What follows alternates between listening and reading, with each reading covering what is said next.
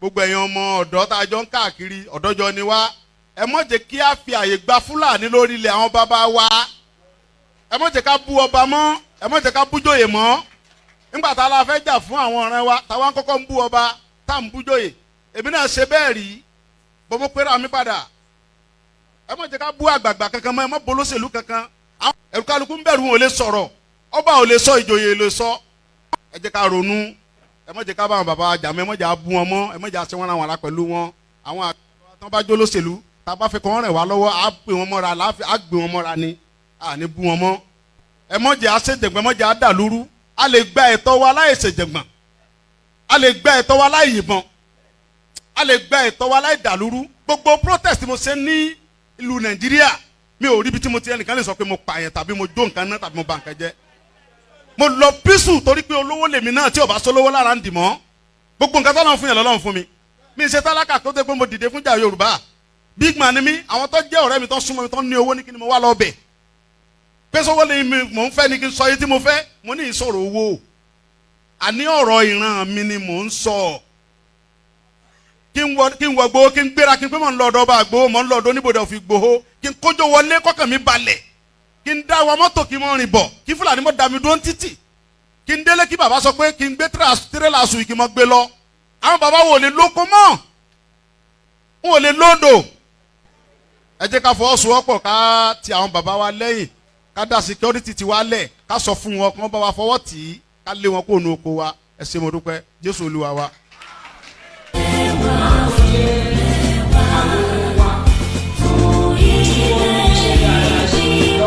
Koiki Media, we're bringing the world closer to your doorstep.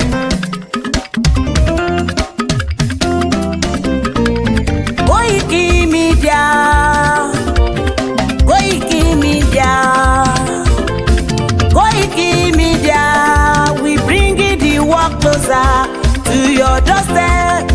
Koiki Media, Koiki Media, Koiki Media, we bringing the world closer to your doorstep. Àwọn sálára àgbà yìí dá, àwa ló láṣà àti èdè. Gbígbédè lárugẹ nílẹ̀ Oòduà o, àwa gangan ni bàbá. Koiki Media, Koiki Media, Koiki Media, we bringing the world closer to your doorstep. They never sabi wetin we carry for her. But they move closer before they go sabi. I said they never know wetin we carry for body. But they move closer before they go sabi. Ọ̀kín lọ lọ́jà ẹyẹ, ìníhùn ló ló lajú. Ẹyẹ tó lórí kodò bí àdán ọ̀pẹ̀jẹ̀ lẹ́nu. Ká ṣiṣẹ́ fún ilẹ̀ bàbá wa, ká ṣiṣẹ́ fún ìlú bàbá wa, ká jùmọ̀ sowọ́pọ̀ ká lè gbó dúdú àga. Òdúdú àkóbá lè gbé wá. Ọmọ Odùduwà ṣègìrì, ẹ dìde fún ẹ̀tọ́ adúláwọ̀, ká lè jọ jùmọ̀ gbé délẹ̀ ìlérí, ká wálé gba ògo ilẹ̀ wa, ká ṣiṣẹ́ ká lè jọ gbàdé, ká lè gbàdé adé adúláwọ̀, àwa ni mọ̀lẹ̀ tí yóò tàn káàkiri. Pé ọmọ Odùduwà ni wá. Koiki Media, àwa là ń gbé tó lárugẹ. Ètò tó pọ̀jù owó tí wàá máa ní. Kásá ẹgbẹ́ polówó ọjà wá kájé gbùgbà yín jẹ. Ètò tó pọ̀jù owó tí wàá máa ní. À ń gbé tó lárugẹ, à ń gbàsà lárugẹ. Ètò tó pọ̀jù owó tí wàá máa ní. News and sports ẹ máa rí gbọ́. Ètò tó pọ̀jù owó tí wàá máa ní. Ọmọ Ìjẹ̀bú alárẹ̀ mi ló ní kí n máa ké tantan. Koiki Media ọlọ́lá gbajúmọ̀ mi o, máa bá ṣẹ̀rẹ̀ lọ o. Ọmọ Yorùbá nìyẹn, ọmọ Yorùbá tata o. À ń gbádùn rẹ, ọmọ Ìjẹ̀bú alárẹ̀ mi, ṣẹ́yìn lọ máa fi dìbò tẹ̀ mọ́lẹ̀ o. Ẹ̀yin lọ́mọ onígbò máa ń dé mádémádé, ẹ̀yin lọ́mọ onígbò máa wọ̀ o. Igbó máa wọ̀ gbájú. àjòjì ò gbọ́dọ̀ wọ àjòjì tó bá wọ bẹ̀ á tẹ̀lé ní ẹbọra. Ẹ̀yin lọ máa náwó kóyìnbó tó dé ìgbà tó yìnbó dé o owó náà dẹ́ tún pọ̀ sí o Koiki Media ṣàwa ní bàbá. Koiki Media àwọn ní bàbá. Koiki Media àwọn ní bàbá. Àdáńtọ́ àtúnpèrègèdè. Koiki Media àwọn ní bàbá. Àwa là ń gbé tò lárugẹ jẹ́ ká jọ gbọ́ o. Koiki Media àwọn ní bàbá. Àtúnjà fẹ́tọ̀ ilẹ̀ wa fẹ́tọ̀ ilẹ̀ Yorùbá. Koiki Media àwọn ní bàbá. Ọmọ Òdùwà ni wá o tọkàntọkàn. Koiki Media àwọn ní bàbá. Ikú tí ó ṣe bí lébi òsì àdìmú bàbá iyọ̀. Koiki Media àwọn ní bàbá. We bring you up closer to your doorstep. Koiki Media àwọn ní bàbá. Afẹ́fẹ́ tó ń fẹ́ o tó ń kan kí oko lára ni. Koiki Media àwọn ní bàbá. Àpèrègèdè Olódùmarè ló fún wa ṣe. Koiki Media àwọn ní bàbá. Gbogbo ayé ẹ gbọ́ àwa ní bàbá o. Koiki Media àwọn ní bàbá. Ẹ máa bọ̀ wá ẹ gbé polówó ọjà yín wá o. Koiki Media àwọn ní bàbá. Odùduwà la gbé dání òtítọ́ la gbé dání. Koiki Media àwọn ní bàbá. A kì í sọ̀dálẹ̀ a kì í sódì kẹta. Koiki Media àwọn ní bàbá. Àdúró tán àtúnpèrègèdè. Koiki Media àwọn ní bàbá. Koiki Media we bring you up closer to your doorstep. Àwọn ní bàbá. Koiki Media is around. To give us latest. Is around o. Give us latest. Ladies and gentlemen, Ẹ mú kalẹ̀ sílẹ̀, ẹ tẹ́tí ẹ gbọ́ ètò tó kojú gbogbo. ladies and gentlemen, Ẹ mú kalẹ̀ sílẹ̀, ẹ tẹ́tí ẹ gbọ́ ètò tó kojú gbogbo. Koiki Media is around. To give us latest. Koiki. Àwọn kan jẹ́ àwọn ọmọ wa tí wọ́n ní iṣẹ́ dáadáa lọ́wọ́ tó jẹ́ pé inú wa sì dùn wípé Ọlọ́run bùkún ọ̀pọ̀lọpọ̀ wọn ti bá ọkàn wọn dá májẹ̀mú wípé ní agbára Ọlọ́run by 2000 AD òmìnira máa dé fúnlẹ̀ káàrọ̀ òmìnira.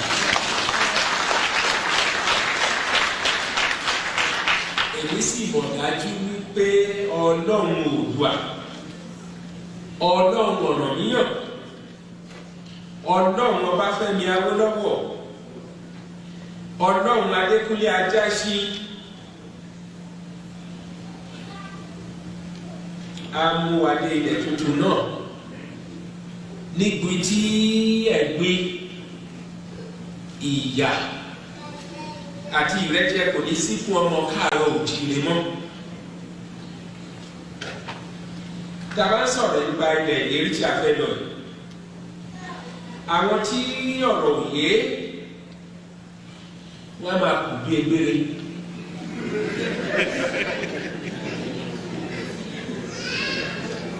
Lójú àwọn egbére tí mò ń wí, ó dàbí ẹni pé ohun ẹ̀yẹ ni kí ènìyàn máa wà nú ẹ̀gbin, nú ìyà, nú ìrẹ́jẹ. A bá sì fojú wo kì í ṣe àwa Yorùbá nìkan ni ìyà ń jẹ ní Nàìjíríà.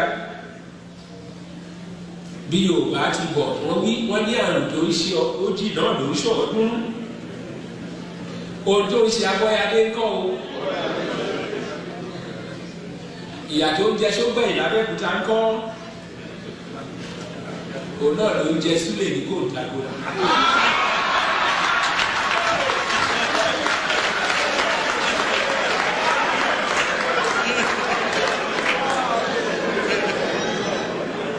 Èmi tó bá ń pa bàbá Búwà ní Adó-Èkìtì ń kọ́.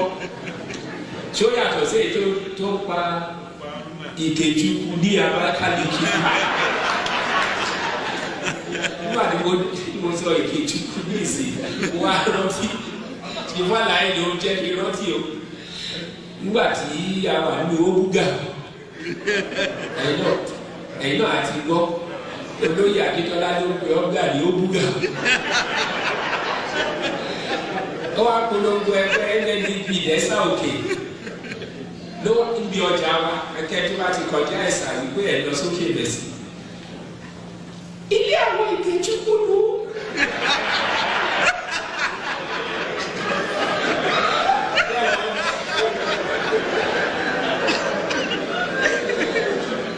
Jẹ́bọ̀ àwọn aláìsí action group àti NCNC àwọn adé ọgbà àgbà yẹn ló bá kúkú mú ìgè àti túkú ló bá pa ọkọ.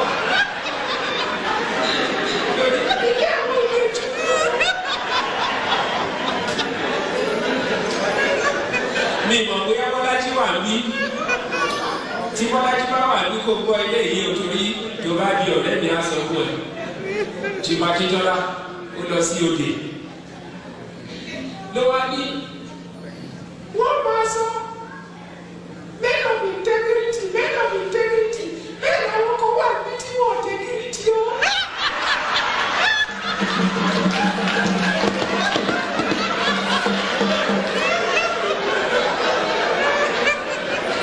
Bọ́lá tí ṣe o ti gbọ́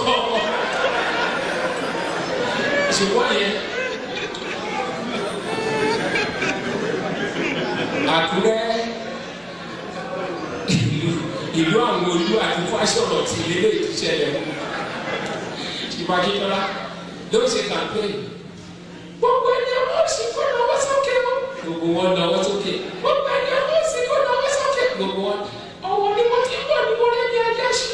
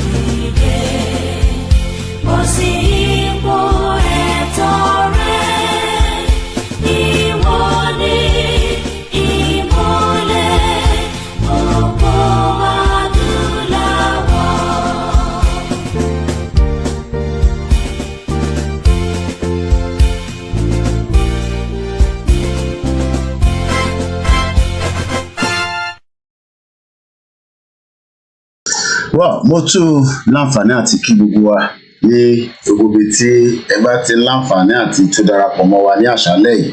Mo kí wa pé ẹ káàbọ̀ sórí ètò Koiki Media, ètò tí a fi ń béèrè fún ẹ̀tọ́ wa gẹ́gẹ́ bí ẹ̀tọ́ tí gbogbo àwọn ọmọ ènìyàn ní ẹ̀tọ́ láti béèrè.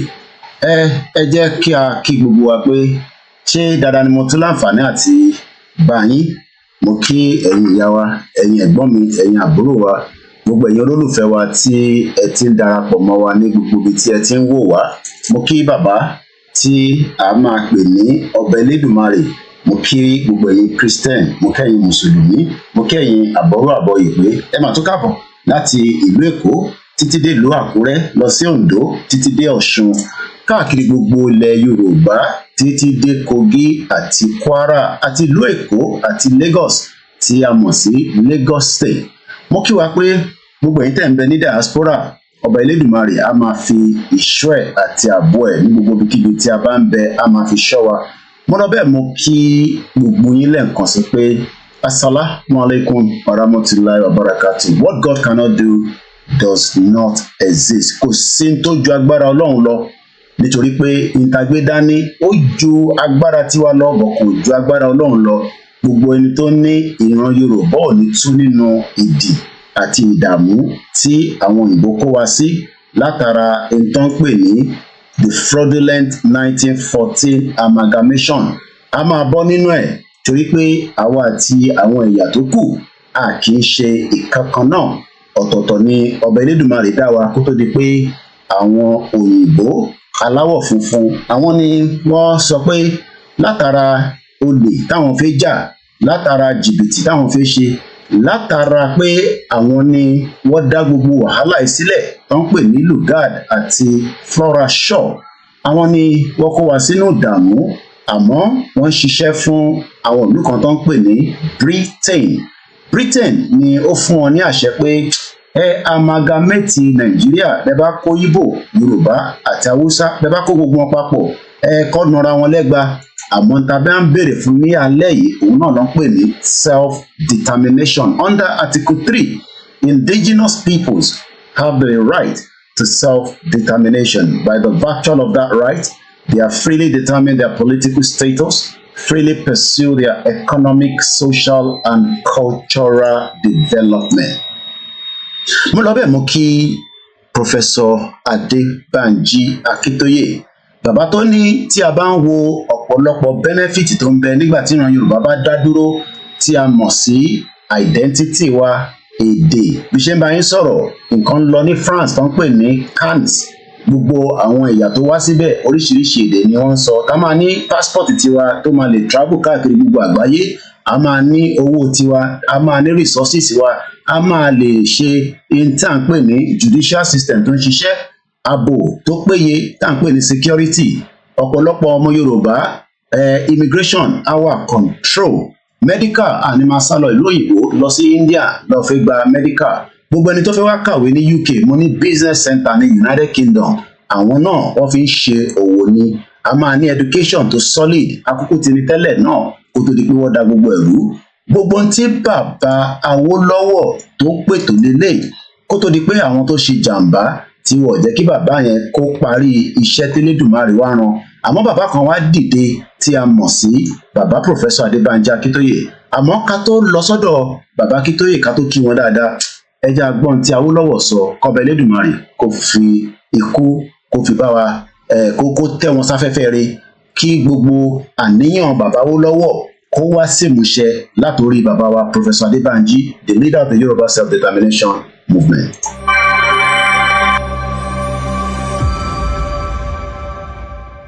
The welfare of millions of people for generations to come may be affected by the wisdom which we here display.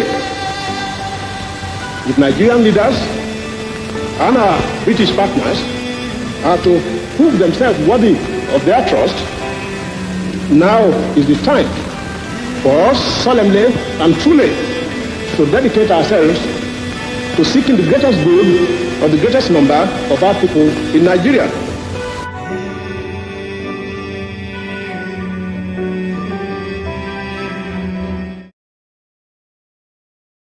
The soul of the late legend, Jeremiah Awolowo, continue to rest in peace. Mo wá kí Professor Adebanji Akintoye, the leader of the Yoruba self-determination. And the question tonight, ìbéèrè ni o, èmi ò máa ń sà. Wọ́n ní ọgbọ́n ọlọ́gbọ́n la fi ń ṣọgbọ́n. Ọmọ kékeré lèmi, ẹ̀yin ìyá mi, ẹ̀yin bàbá mi tẹ́ ń bẹ lórí ètò tí máa kí gbogbo yín dáadáa. Mo bẹ̀ wá, ẹ jọ̀ọ́, ẹ bá mi ṣe kí ni? Ẹ bá mi béèrè lọ́wọ́ àwọn méjèèjì, ta ló máa gbé wa dé ilẹ̀ lérí? The question I'm asking tonight is a very, very simple one. It is not going to take your time, but we might be here for 2-3 hours depending on my strength. Who is going to give Yoruba people prosperity between Professor Adebanji Akintoye and President Bola Ahmed Tinubu? President Bola Tinubu is the current president of the Federal Republic of Nigeria. Onemi Lokan, and he has already been in. He's a Yoruba man. Some say he's not even Yoruba. But the question is, between these two, who is going to give Yoruba people prosperity? Tinubu, according to what we're going to be looking at tonight, quote and unquote, with so many news updates coming from Nigeria.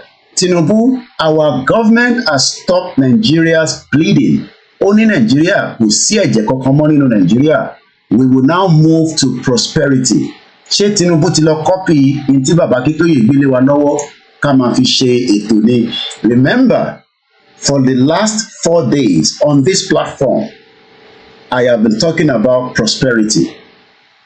Àbí wọ́n jíwèé wò ni? I don't know. When I saw this, I was like, wow.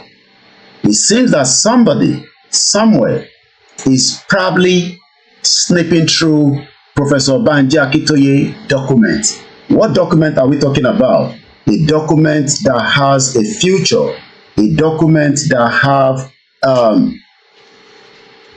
has hope, and that is something that we need to be discussing tonight. Ẹ rántí pé for 4 days, even up to today, we have been treating this most important part of Professor Adebanji Akintoye conversation that told us that ká lọ máa fi ṣe program fún gbogbo ọmọ Yorùbá ní gbogbo ibikíbi tẹ́ bá wà. And as I was looking at the headline coming from the papers on the release of the presidency, I was not shocked. I was only trying to figure out what is Tinubu thinking in his head. He says, and I quote, there will be prosperity. Remember that Professor Adebanji Akintoye, like I said, told us to go and share the good news with the Yoruba people around the world. Wọ́n ní ká lọ máa sọ fún gbogbo ọmọ Yorùbá pé nígbà tí ìran Yorùbá bá dá dúró, there will be enough for every one of us. There will be accountability. The Yoruba people will be free from the bondage and the shackles. We will secure our brothers. We will have a judicial system that is working. We will be able to do as much as possible to look after ourselves. These were part of our discussion until Tinubu also says, I have something to offer, and that is that we Nigerians will have prosperity. I'm sure most of you remember this document. This is the document that I have been looking up to, treating on a daily basis. It says the good news path to prosperity in our ORILEEDE Yoruba.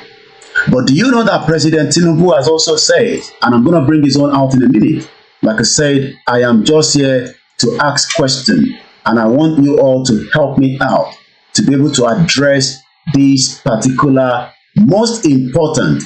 This is what Tinubu also says. Tinubu says, and I quote, my government has stopped Nigeria from bleeding. We will now move to prosperity. I am now asking the Yoruba people tonight, from wherever you are watching me, who among the two is giving us prosperity? Is it Professor Adebanji Akintoye? Is it Tinubu? Please, I want you to help me out. As I welcome my beautiful mother into the live transmission, I will first of all say good evening to Ama Uche. Is a Biafra watching me from Italy.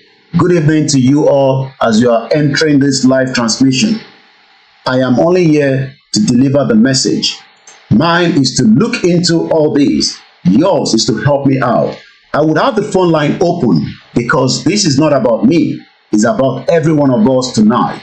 As I go straight to say good evening to you, Ogumola Abiodun, I say welcome to the program. Yemi Fatoki all the way from Lagos. Sunday Babatunde, Ojishe Oledumare, Agbaje Wasiu Femi, good evening. Good evening to you all on Instagram. We are live on the Twitter space as well. As many people are joining us, please remember to share the program. I welcome the Biafra. I welcome the Hausas. I welcome all the indigenous people. But the focus line tonight is between the Yoruba president, that we know is not a Yoruba president, but we tend to live in denial that Tinubu is a Yoruba president representing Yoruba people. President Tinubu is currently in Lagos to mark the beginning of his 1 year in office, and the project, one of the projects is to dip his hand into the pensioners fund. 20 trillion naira will be needed to complete the Lagos-Calabar coastal road. Whatever that means to you, I don't know. Let me start to say, is Tinubu going to give us prosperity?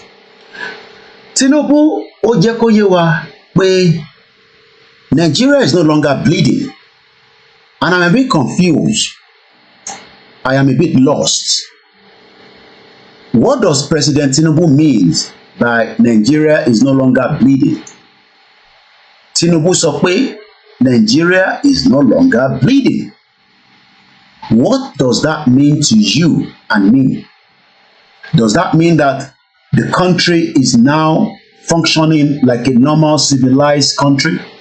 Or it is still the 9 years of a failed, corrupt APC government that the evil demon, the evil Fulani man known as Buhari, that decided to destroy Nigeria but went back to his farm, control his animals, the cows. The same cows have destroyed the lives of millions of Yoruba people from being able to farm. But Buhari, as he was leaving the office, told Nigerians this, and this is where we start the program from. I congratulate fellow Nigerians who have realized their power, that their votes count.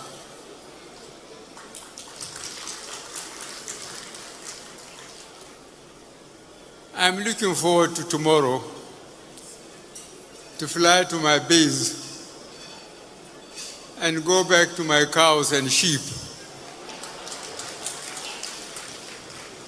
which are much easier to control than fellow Nigerians.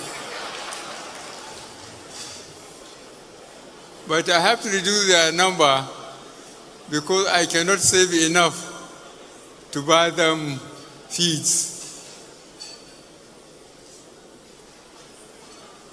Your Excellencies, heads of state and government, and their representatives that come to share this day with us, distinguished ladies and gentlemen, I thank you very much. And I said goodbye to you, and I wish us the best of luck. Thank you very much. Well, fellow Nigerians, my cow is far better than you animals. I can control my animals in Kaduna. They will listen to me. I will have to reduce their number. But let me tell you that I destroyed the Nigeria economy and the Yoruba territory. I invaded the southeast. I kidnapped Nnamdi Kanu and renditioned him back to Nigeria. I brought in more Fulani jihadis to make sure that life will be very difficult for every single one of you. I leave you in a country that you would have to struggle to survive as Nigerians. That is not me. That is exactly what Buhari did. You might not believe that, but let's start with this. Which is it for you, Dr. Obadiah? Do you think the government is unwilling or unable to protect the people of Southern Kaduna? In fact, it is not only unable, it is unwilling, and we have good reason to feel that they are part and parcel of the killers. Let me make some revelations to you. That's a very big allegation, Dr. Obadiah. The government is part and parcel of the killers. Yes. That's big. Yes. Yeah. Okay. How would the government just say, oh, it is revenge killing and so on? Then you leave it there. Oh, because it is revenge killing and so on and so forth. The body language of this administration, the body language of the state government shows clearly that they have a hand in the killings. No doubt about it. Because, you see, General Abacha, and people don't give him his due. Do you think you would have tolerated such nonsense? And let me make some revelations, because some of us also have our own intelligence networks. Okay. Have met with some of the bandits. We have met with some of their high commanders. One or two who have repented. They have sat down with us, not once, not twice. They told us that one of the northern governors is the commander of Boko Haram in Nigeria. Boko Haram and the bandits are one and the same thing. They have a sophisticated network. During this lockdown, their planes were moving up and down as though there was no lockdown. Moving ammunitions, moving logistics, moving money, and distributing them in different parts of the country. They're already in the south, in the rainforest of the south. They're everywhere. They told us that when they finish these rural killings, they will move to phase 2. The phase 2 is they will go into the urban cities, going from house to house, killing prominent people. I can tell you, This is the game plan. By 2022, they want to start a civil war in Nigeria. That was the late Dr. Malafia Obadia. You will now be able to call in and also have your contribution, because the question is, who is giving Yoruba people or Nigerians prosperity? As I have my first caller on the line, as usual, a very good contributor and also a friend to the program as well. Hello. Let's listen to Bishop Adesina. Go ahead. Yes. Thank you very much, Koiki. Equato.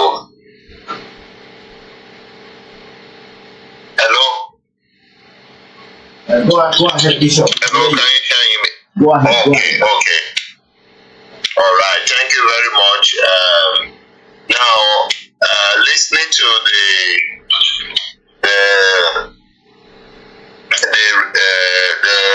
report, the Mr. President talking about they've helped Nigeria from the bleeding spots, and now they are now to forward toward prosperity.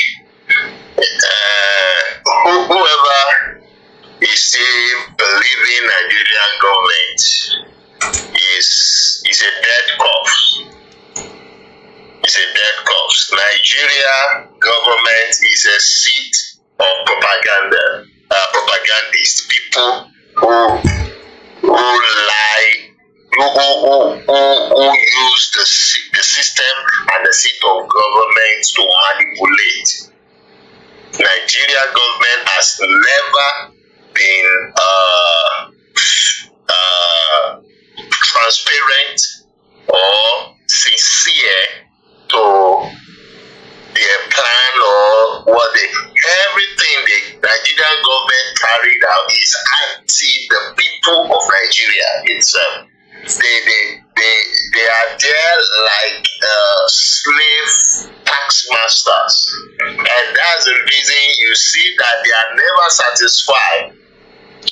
They are never satisfied. They use the seat and avenue of government to oppress the citizen, to get more from the citizen. They don't want the citizen to prosper at their watch.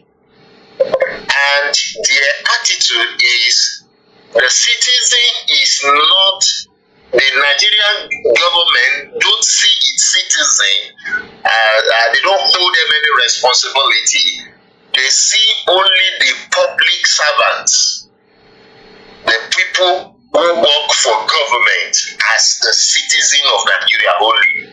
That's the and that's why you see that the labor are the one that can come out and agitate for whenever they are not pleased, and they will negotiate among themselves. They know how to, because Nigeria only cater for the people working in the public service, non-Nigerian citizens. They see Nigerian citizens are the slave where they can breathe on to extract and get more money so they hold no Nigerian responsibility. Now, when they are talking about prosperity, how do you analyze that? Is there any prosperity in Nigeria that they are working on? Now, the CBN governor, just as the report came out yesterday, just sacked 200 staff, CBN staff, lay them off. Last month, the CBN governor, the report says they sacked 500 plus the 200 yesterday, making 700. That is what the report talked about in the printing press or the publication. It may be more than that, but for the fact that press can bring out total of like 700 staff in layoff in Central Bank of Nigeria. Are you building prosperity? Are you building prosperity, or you're building poverty? Now, to look at when you are taxing, they are taxing to the extent that the people who are producing on YouTube. They decided they're going to be taxing them. So they went and collect court order to be collecting social media handles, so that they can have access to be going after those people making schemes. They said they are making money. What's the meaning of that? Is that a government? The people that you should go after is institutions like YouTube, Facebook, TikTok, and you go after them by asking them to open office in your country if you sincerely want to build prosperity. That is what Binance came for. They sent two executives to them to dialogue with them. Maybe they can open Binance office here. This illiterate in office kidnap diplomats that was sent. So they said they evade tax. How will a company that is not registered in Nigeria be owing Nigeria tax? It's not possible. And that's why they find it difficult to try them in court, or to be delaying them. These are a bunch of inexperienced people wearing suits and what we realize show in government, speaking English, and you think that they are responsible people. How do you bring prosperity when you are taxing you are not even the satellite provider? Nigeria is not a satellite provider. So they have not, they thought that countries that even tax all these social media organizations, they are internet providers nation. So they can switch off their blockchain that they give them, that they license them to operate, that people can view them online around the world. If they didn't pay the due they're supposed to pay. Nigeria is not that line. Nigeria has nothing. They provide nothing. And so they can't handle even all those online institutions. Now only for them to bully their citizens, that these institutions are encouraging by giving them something for using their social media. They give them something, they encourage them. So that little that they were giving them to encourage them, Nigeria feel they are making money, and so they must pay tax. What tax do you pay on internet for using internet? Are you not paying tax by buying the data? The company that is giving you the data provider, is it not an organization that pays tax in Nigeria?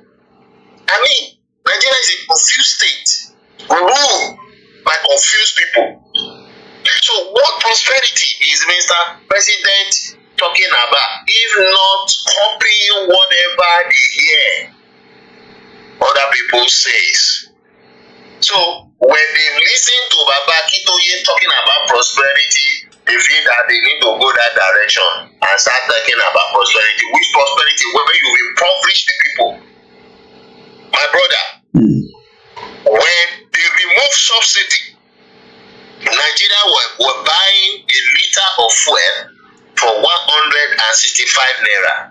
You remove the subsidy, the fuel dropped to 700. This is more than 100%. You can't even say it's 100%. If not 500% increase. So the amount you use to buy, let's say the amount you use to buy 10 liter now, you are now using it to buy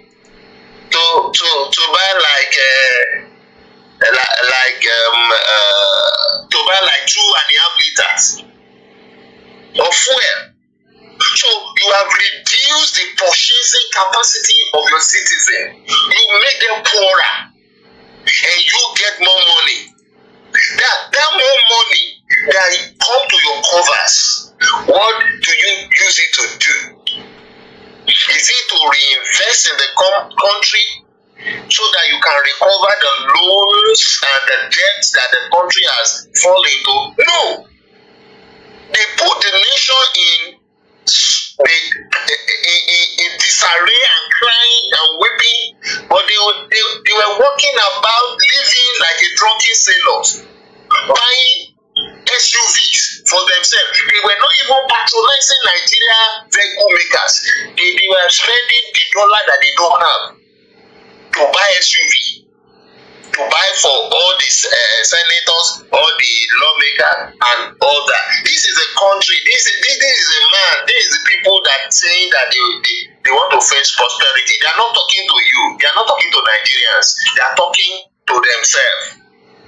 So you know the class of people he is talking to, not the citizen.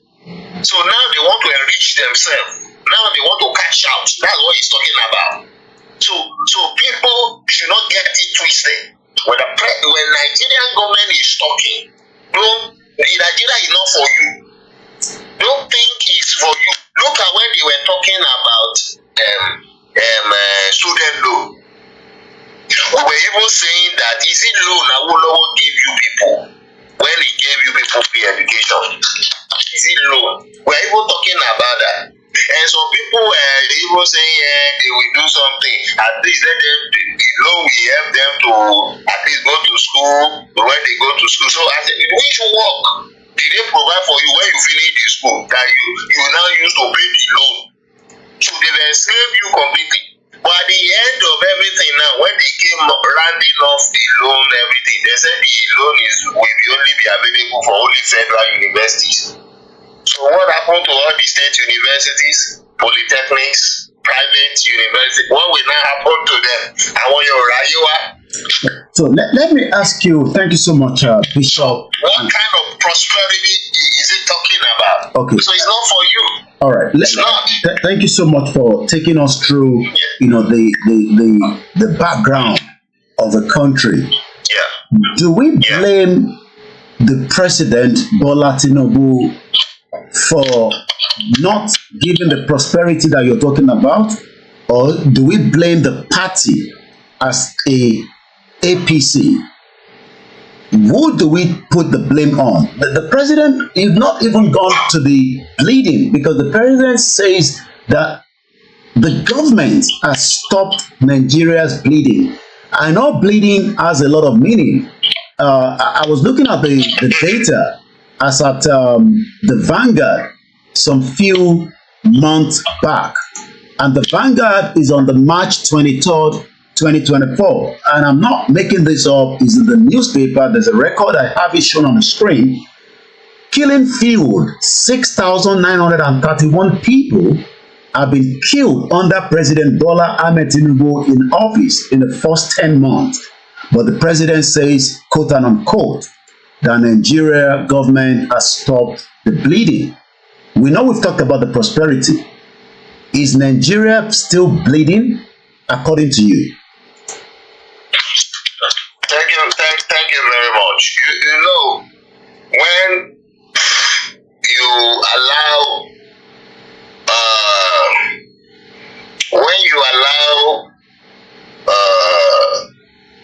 a fool to have his speech or his talk, he will assume and arrogate to himself that he's a wise man, that he's one of the wise men. Now, because of the few kind of silence in the tension of agitation during his time, that Yoruba feel, okay, let's go and re-strategize, let's subpedal a bit and re-strategize. Now he sort of enjoy a bit kind of to peace. So to them, they assume to themselves that they've clamped down on any sort of Yoruba try to break away or whatever. So they felt the plan. So he can arrogate that they have caused some bleeding or whatever. Which bleeding are you questioning when when even in Abuja there, as the day before yesterday, there was a kidnapping in Abuja, in a city. And people inside there, they went inside and kidnapped people inside their houses and take them away. And you say that Nigeria is not bleeding. Nigeria is bleeding security-wise. Nigeria is bleeding economically-wise. The naira to dollar today, you can't is 1,006, and you can't even find a dollar physically. The bankers cannot give you dollar on the table. They will tell you go and find the dollar anywhere you can get it from. They will even point to bureau de change Aboki people in front of the bank. Go and change from them and bring it into the bank. They don't have it. Wow. They don't have it.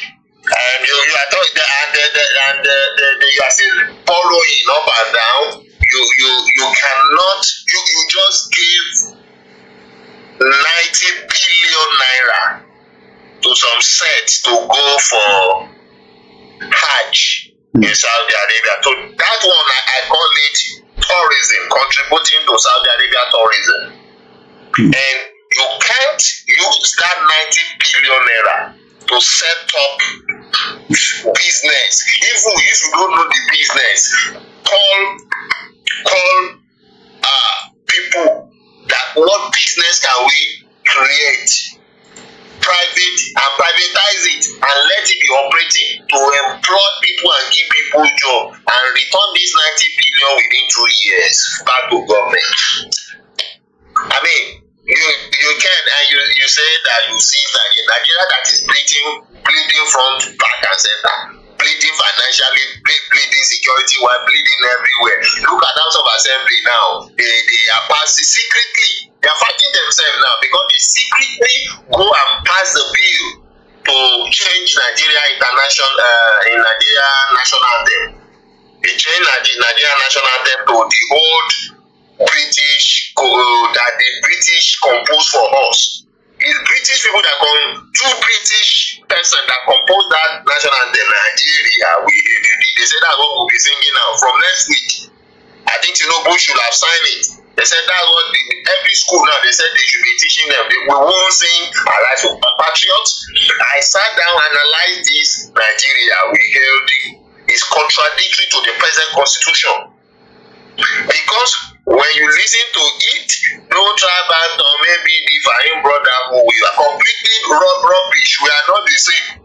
There is no any brotherhood among us.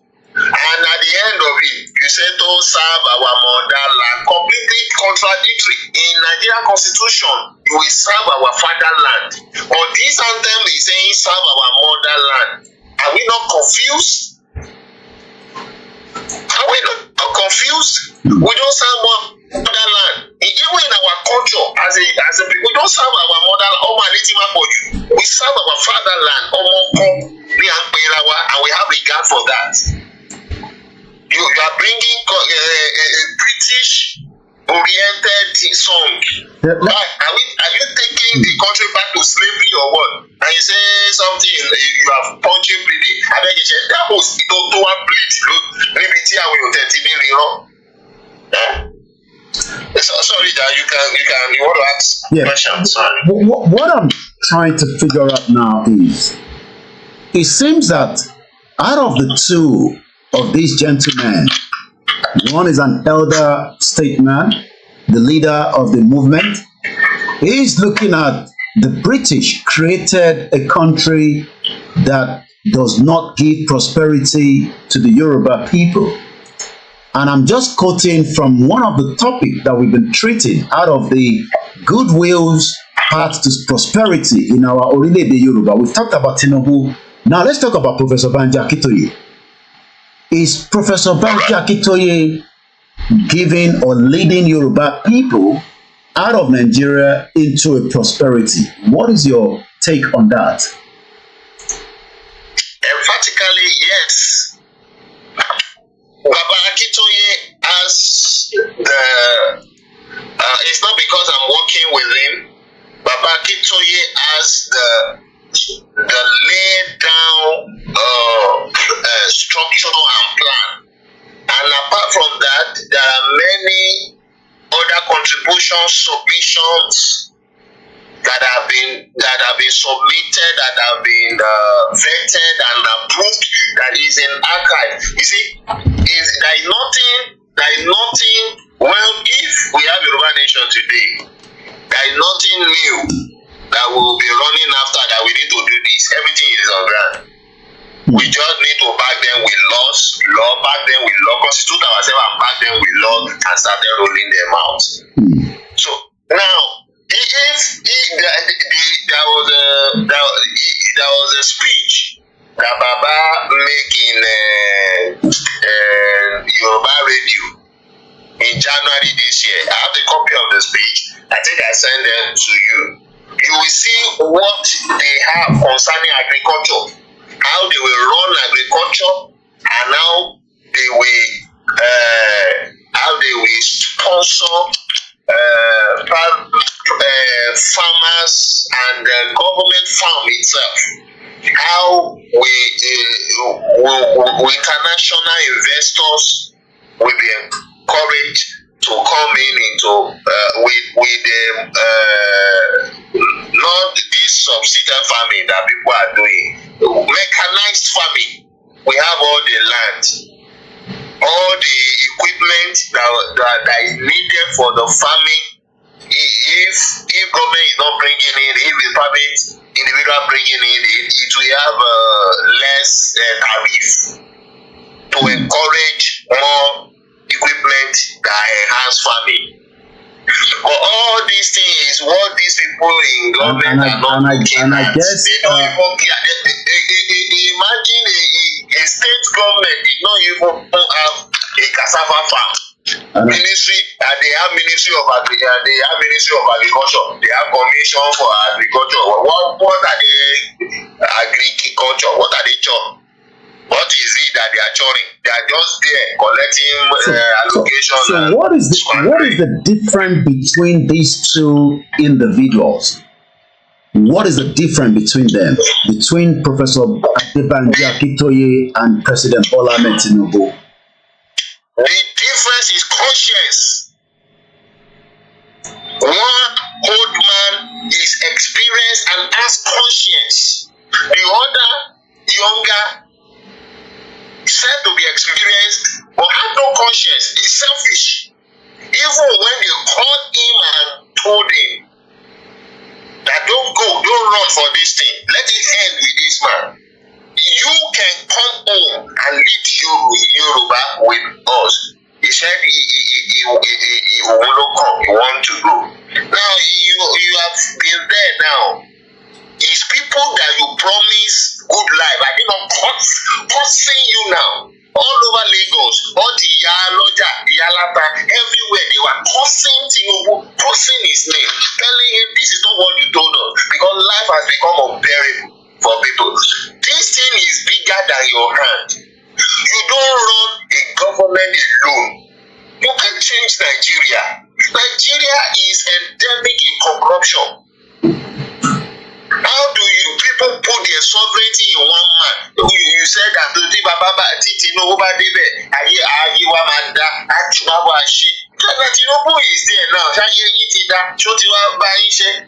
One guy was crying in the radio that time. He said, Baba, I was laughing. I said, hey, renew shaking. No man, you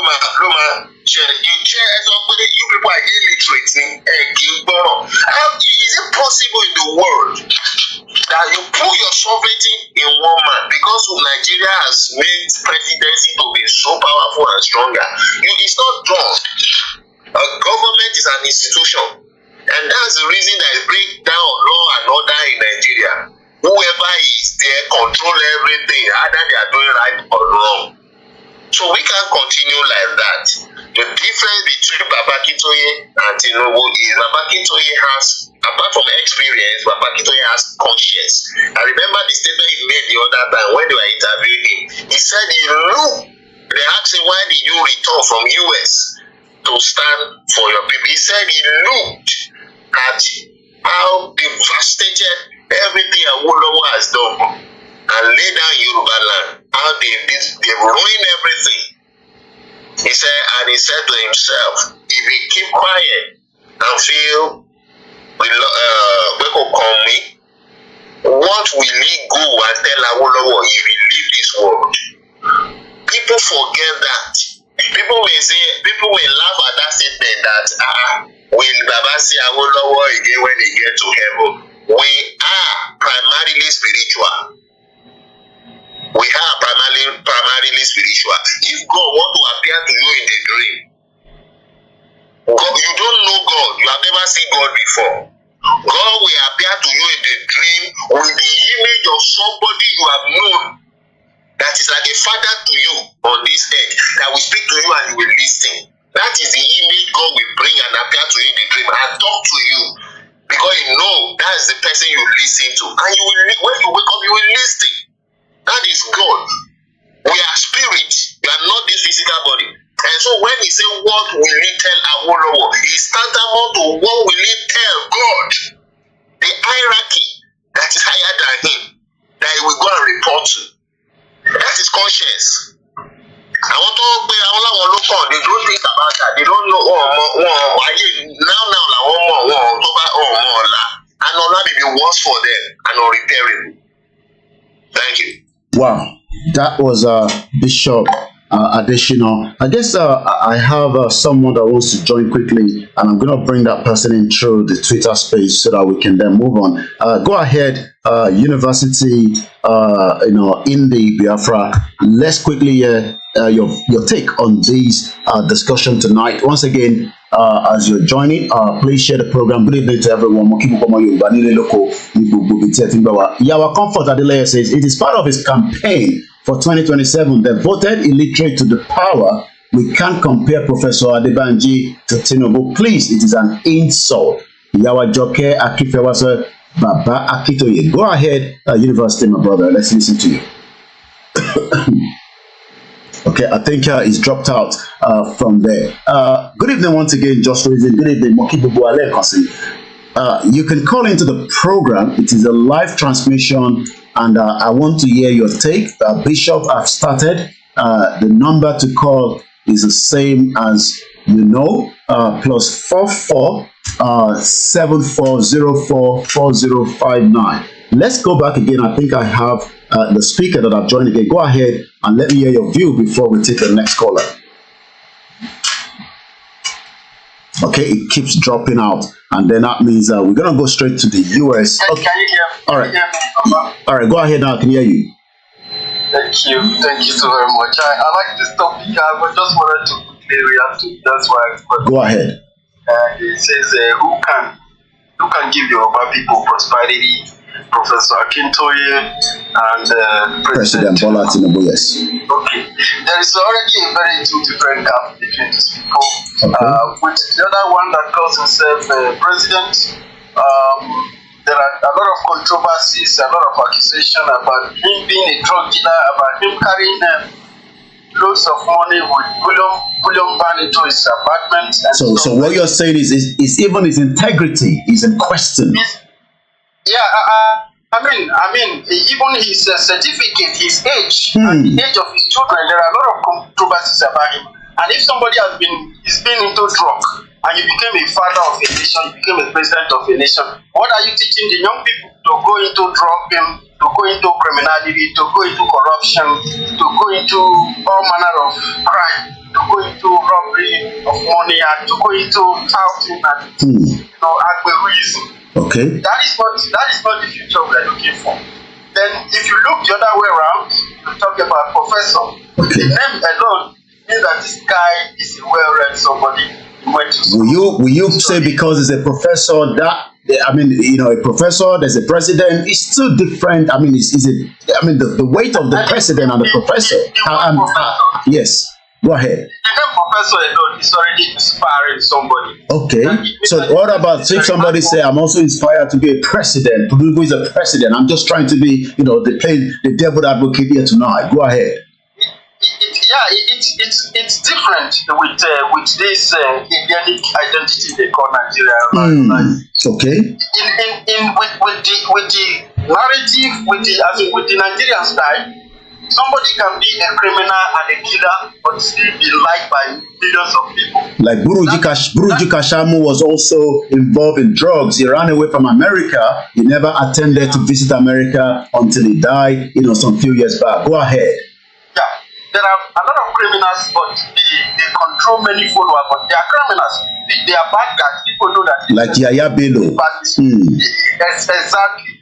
Like the vice president of the drug lord. Shetima, a terrorist man. He's also a terrorist. We have seen him shake hands and eat together with terrorists. Okay. He visits them, he knows where the terrorists are. So, but he has followers that like him. But for the future that we are looking for, what we are looking for, for the next generation, I might not be the one that is going to enjoy it. Unlike what you are fighting for today, you might not be the one that is going to enjoy this country. But you are building something for people who are coming so that they don't go through what you have gone through. Okay. So somebody like Professor Akintoye, who is very hardworking, for him to get to the level of professorship, it means that he works so hard to get there. And he is being futuristic. He's an old man.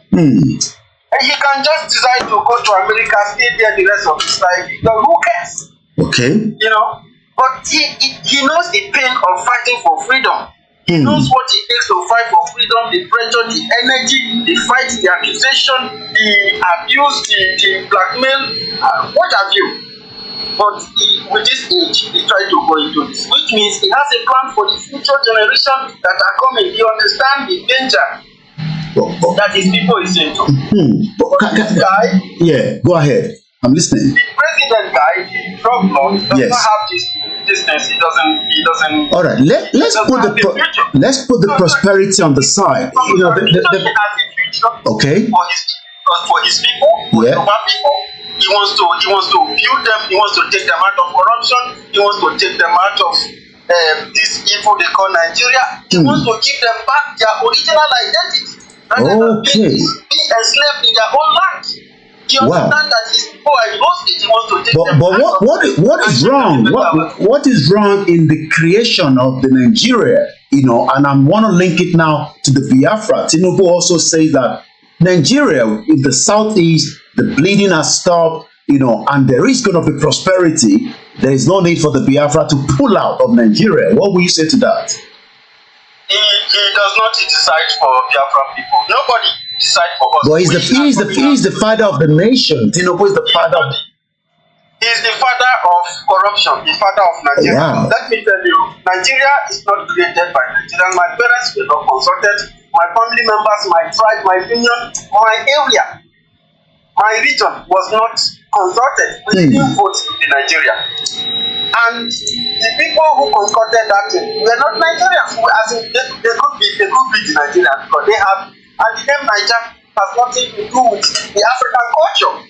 Okay, I'm getting a breaking news. I got to confirm that before I mention that one of our leader, Afenifere, but I'm going to confirm that. But go ahead before we announce that news. Let me just make that confirmation. Go ahead, my brother, and then I'll come back to you.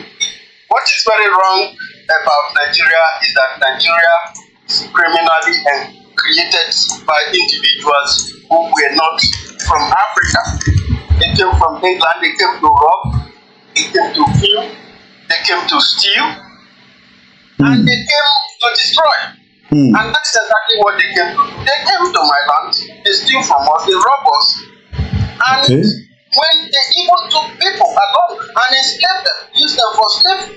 So they started human trafficking, they started the transatlantic slavery, they were picking people from my region. I don't know about other places, but they did it in the coastal region, and they took my people. Somebody like this have no future for my people. He only came to enslave my people. He took. But can you confirm that it is a temporary sacrifice? President Bola Tinubu tells Nigerians, amid the biting economic hardship, everything will be resolved. Biafra does not need to pull out. Oduduwa does not need to pull out. Arewa does not need to pull out. We can fix Nigeria. What will you say before I take more calls? The line is busy. Go ahead. Okay, you started with a word of temporary sacrifice. So, using that word, it's Tinubu that said so, no be me. Don't pin it to me. Because you don't want pin am to me. I no want problem. No, I don't want pin am to you. You my guy. Go ahead. He used the word temporary sacrifice. I don't know what it means that we Biafra people should suffer from a little more. That is something that we cannot risk. We have a plan for our people, and we have experts who are working on this plan. We have people putting their resources into it. Biafrans have a much more better future than whatever Nigeria can offer. Nigeria can never offer us anything good. If you want to make that sacrifice, let him give Biafran some money. Let him pay into Biafran liberation funds, and we will utilize that money. You are a bad guy. You want the president to also pay into the Biafra and fund it. Wow, I love this one. This Biafra, they're not easy. Make Tinubu put money inside your coffer, so you can use it for your own purpose to make this work for you. Wow, I love that. Yeah. You know why? Yes. Why they put billions of dollars in building coastal roads. And today they have no. It's pension people's money. Now pension people's money. Let us always quote that. They wasted the money. They wasted, and there are many projects like that where they have wasted such money. But we Biafrans are telling them, if they give us that money, let them give us few months or 1, 2, 3, 4 years. They will see what we will become. Wow. All right. Stay there. Don't go anywhere. Just mute the mic.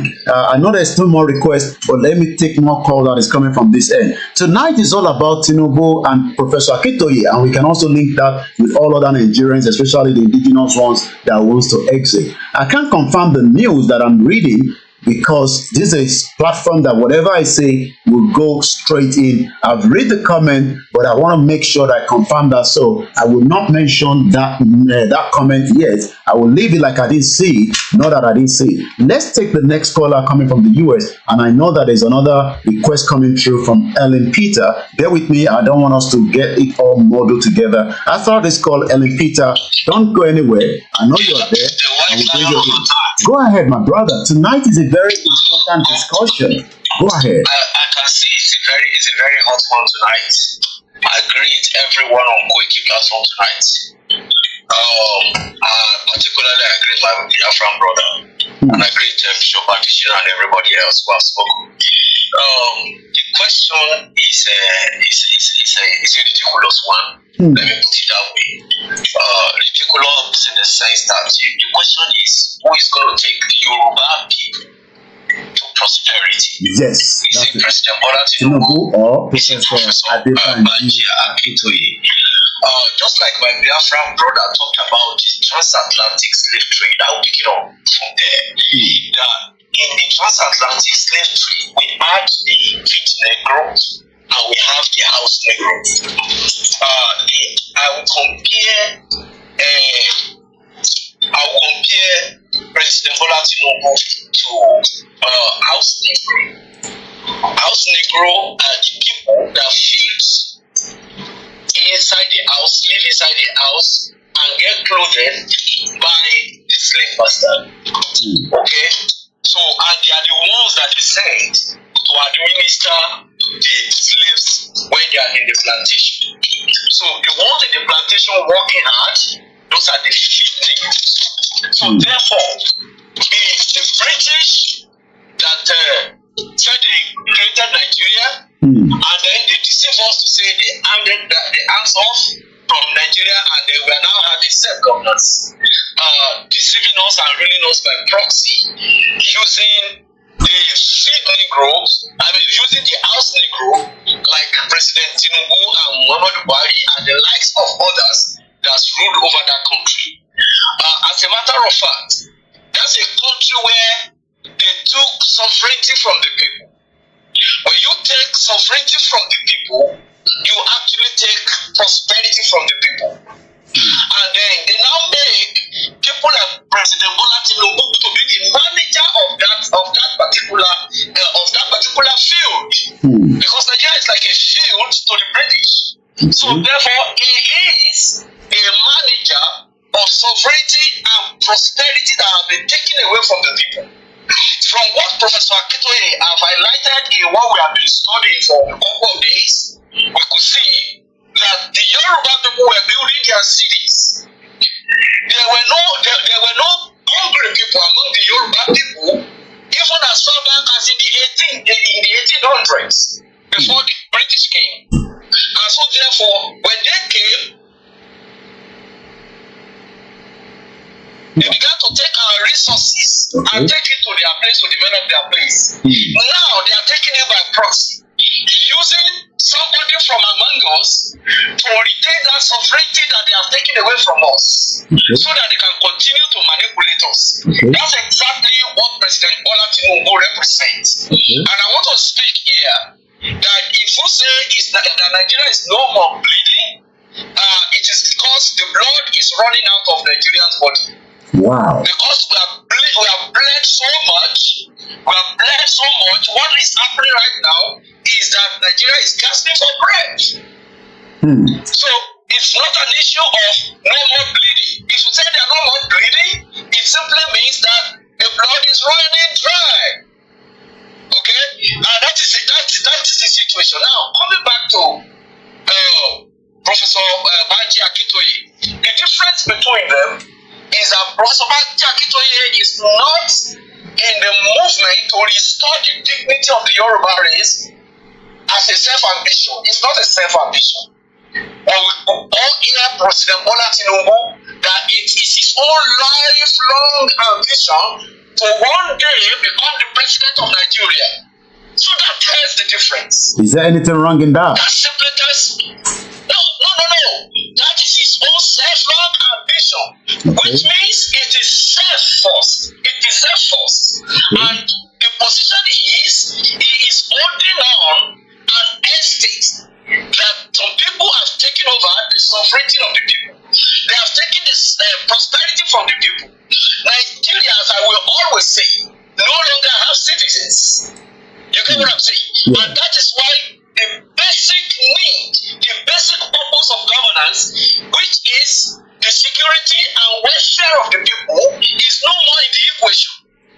That is why Bishop Adesina said that in a country where they said they remove subsidy and they're using this money to fund their own luxurious lifestyle, buying SUV, and then subsidizing a few people to go for pilgrimage.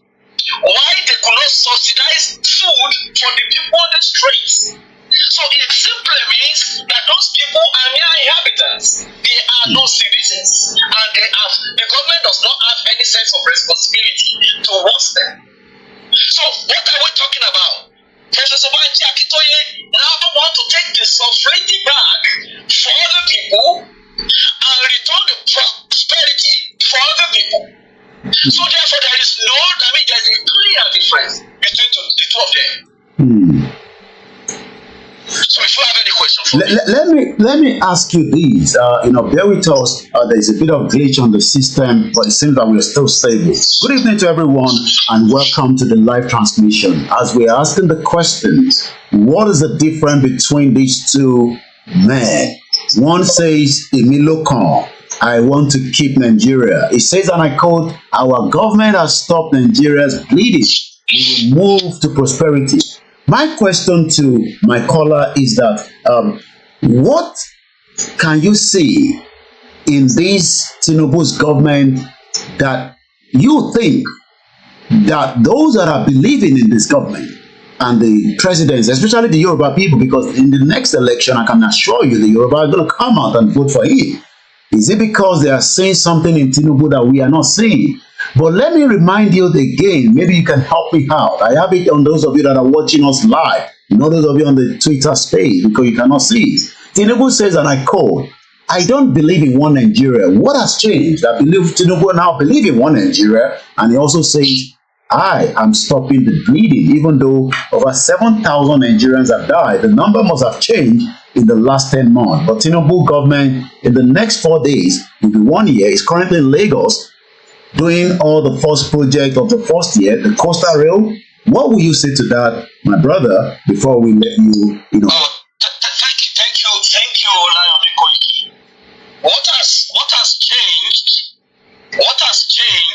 is that President Tinubu has realized his self-ambition.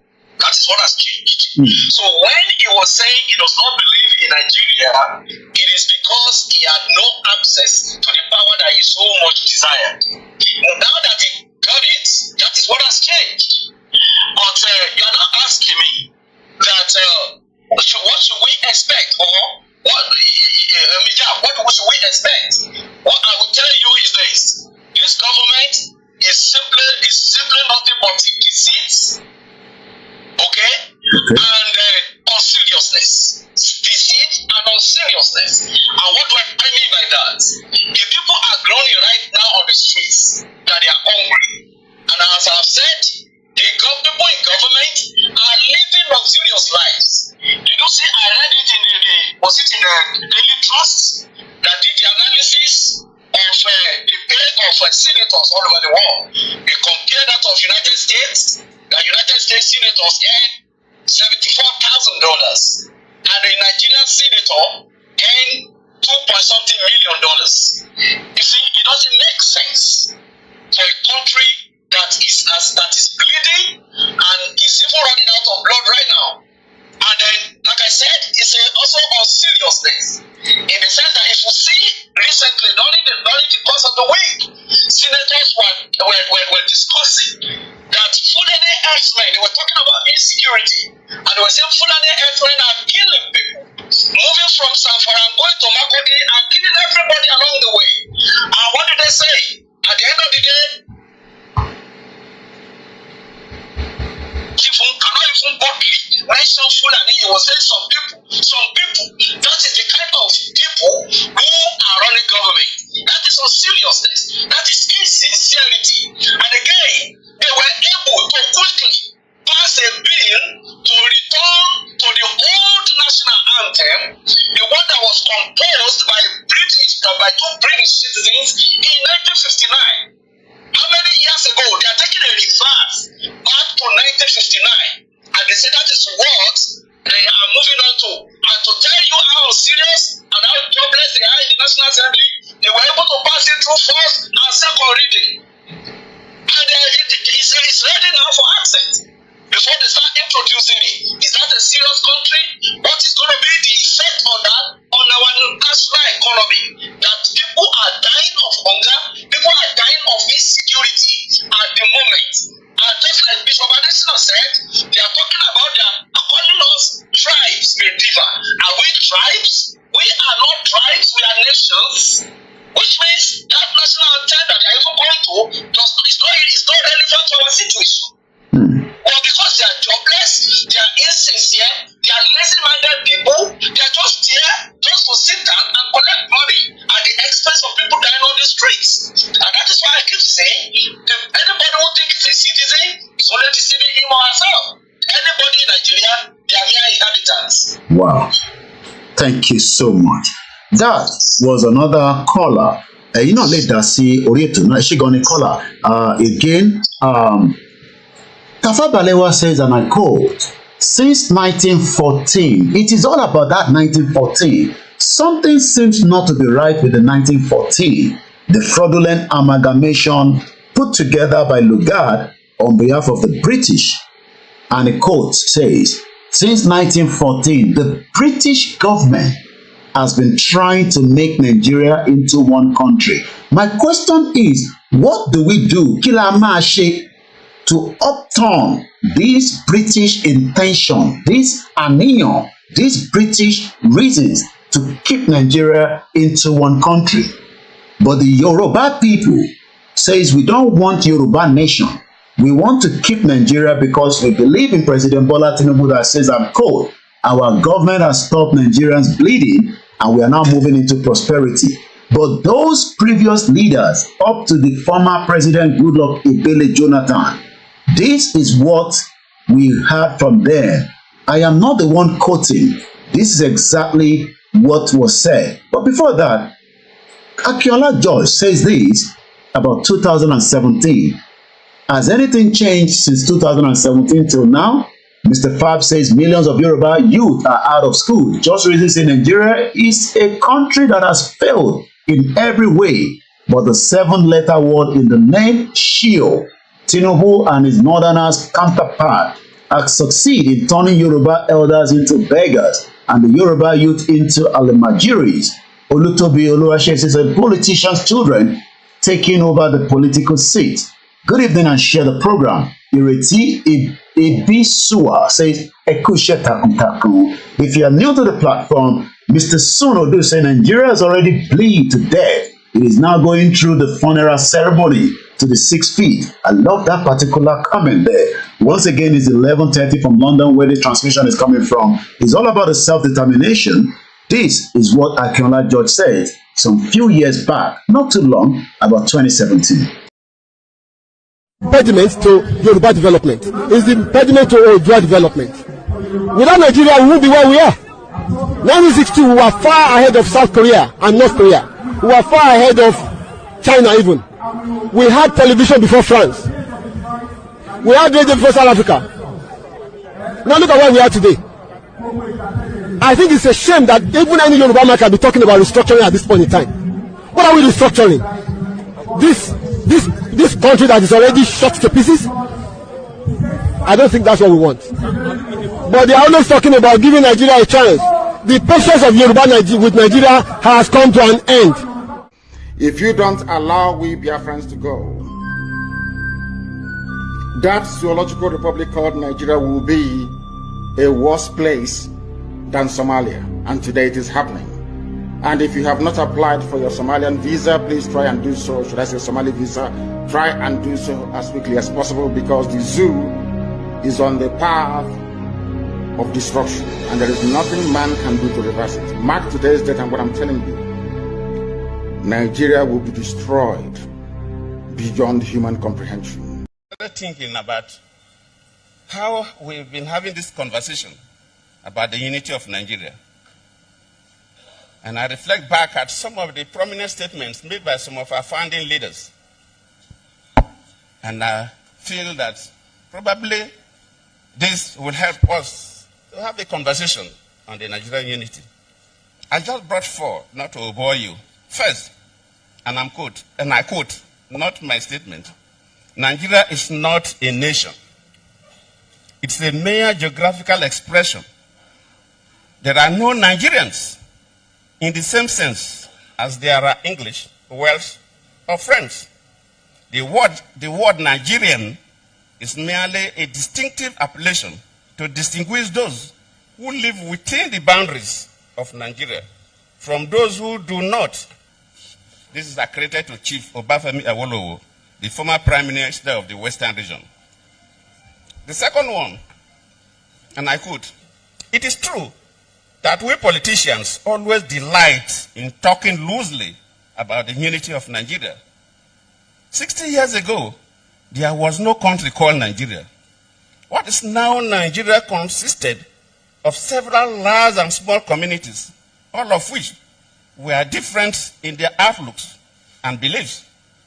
The advent of the British and that of Western education has not materially altered the situation, and the many and varied communities have not knit themselves into a composite unit. This is accredited to Sir Amadu Bello, former Premier of Northern Region. The third, and I quote, since 1914, the British government has been trying to make Nigeria into one country.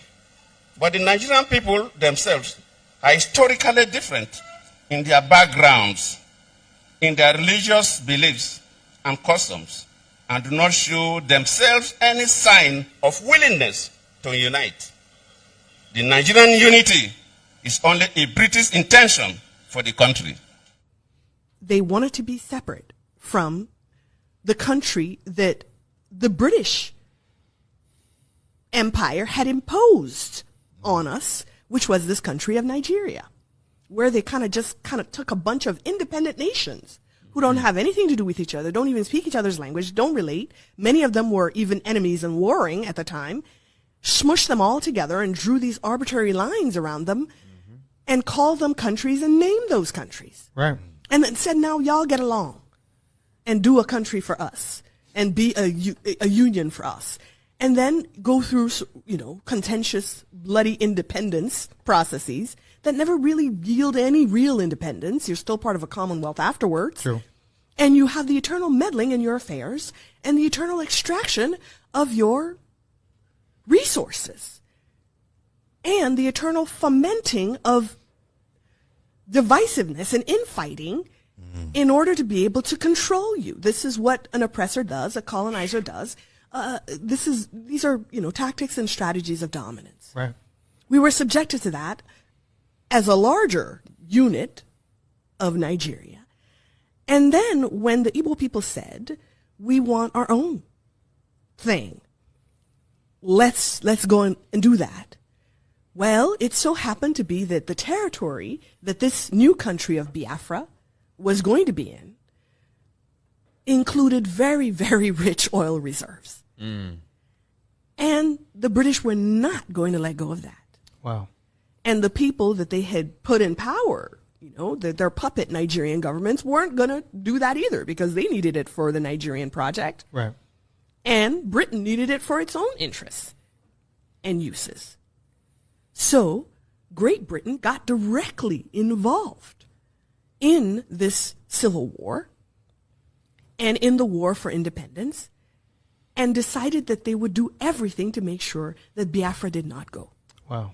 And this everything meant directly funding genocide of the people of Biafra. Nigeria is not bleeding, according to Tinubu, but it seems that my viewers tonight are saying that is a complete nonsense from the President Bola Tinubu. So let us read the article. Maybe when I read the article, you can still call in and add your contribution. In time discuss lálẹ́ yìí, fáfàní gbogbo èèyàn mi káàkiri gbogbo àgbáyé ni pé President Tinubu sọ pé everything is okay in Nigeria. Everything is dey okay. I don't know why you want to exit Nigeria. Even they are trying to change the national anthem and take it back to what the British created. It seems that this government still wants to make sure that Nigeria continues to exist, even though the previous leaders have always said, maybe when Tinubu now finish his own, he will then come and be saying the same thing like Jonathan. What do you think? Tinubu, our government has stopped Nigeria's bleeding. We will now move to prosperity. President Bola Tinubu has stressed the importance of strengthening the local government, accusing the state governor of hindering the local government growth. That area, and those of you that knows when Tinubu was the governor of Lagos State, I want you to call in. Was he also suppressing the local government as at the time he was in charge of Lagos State? Because it's now a reverse conversation. Tinubu is now saying that you have now allowed the local government to function. Remember, we have said this so many times that the local government does not have a full autonomy.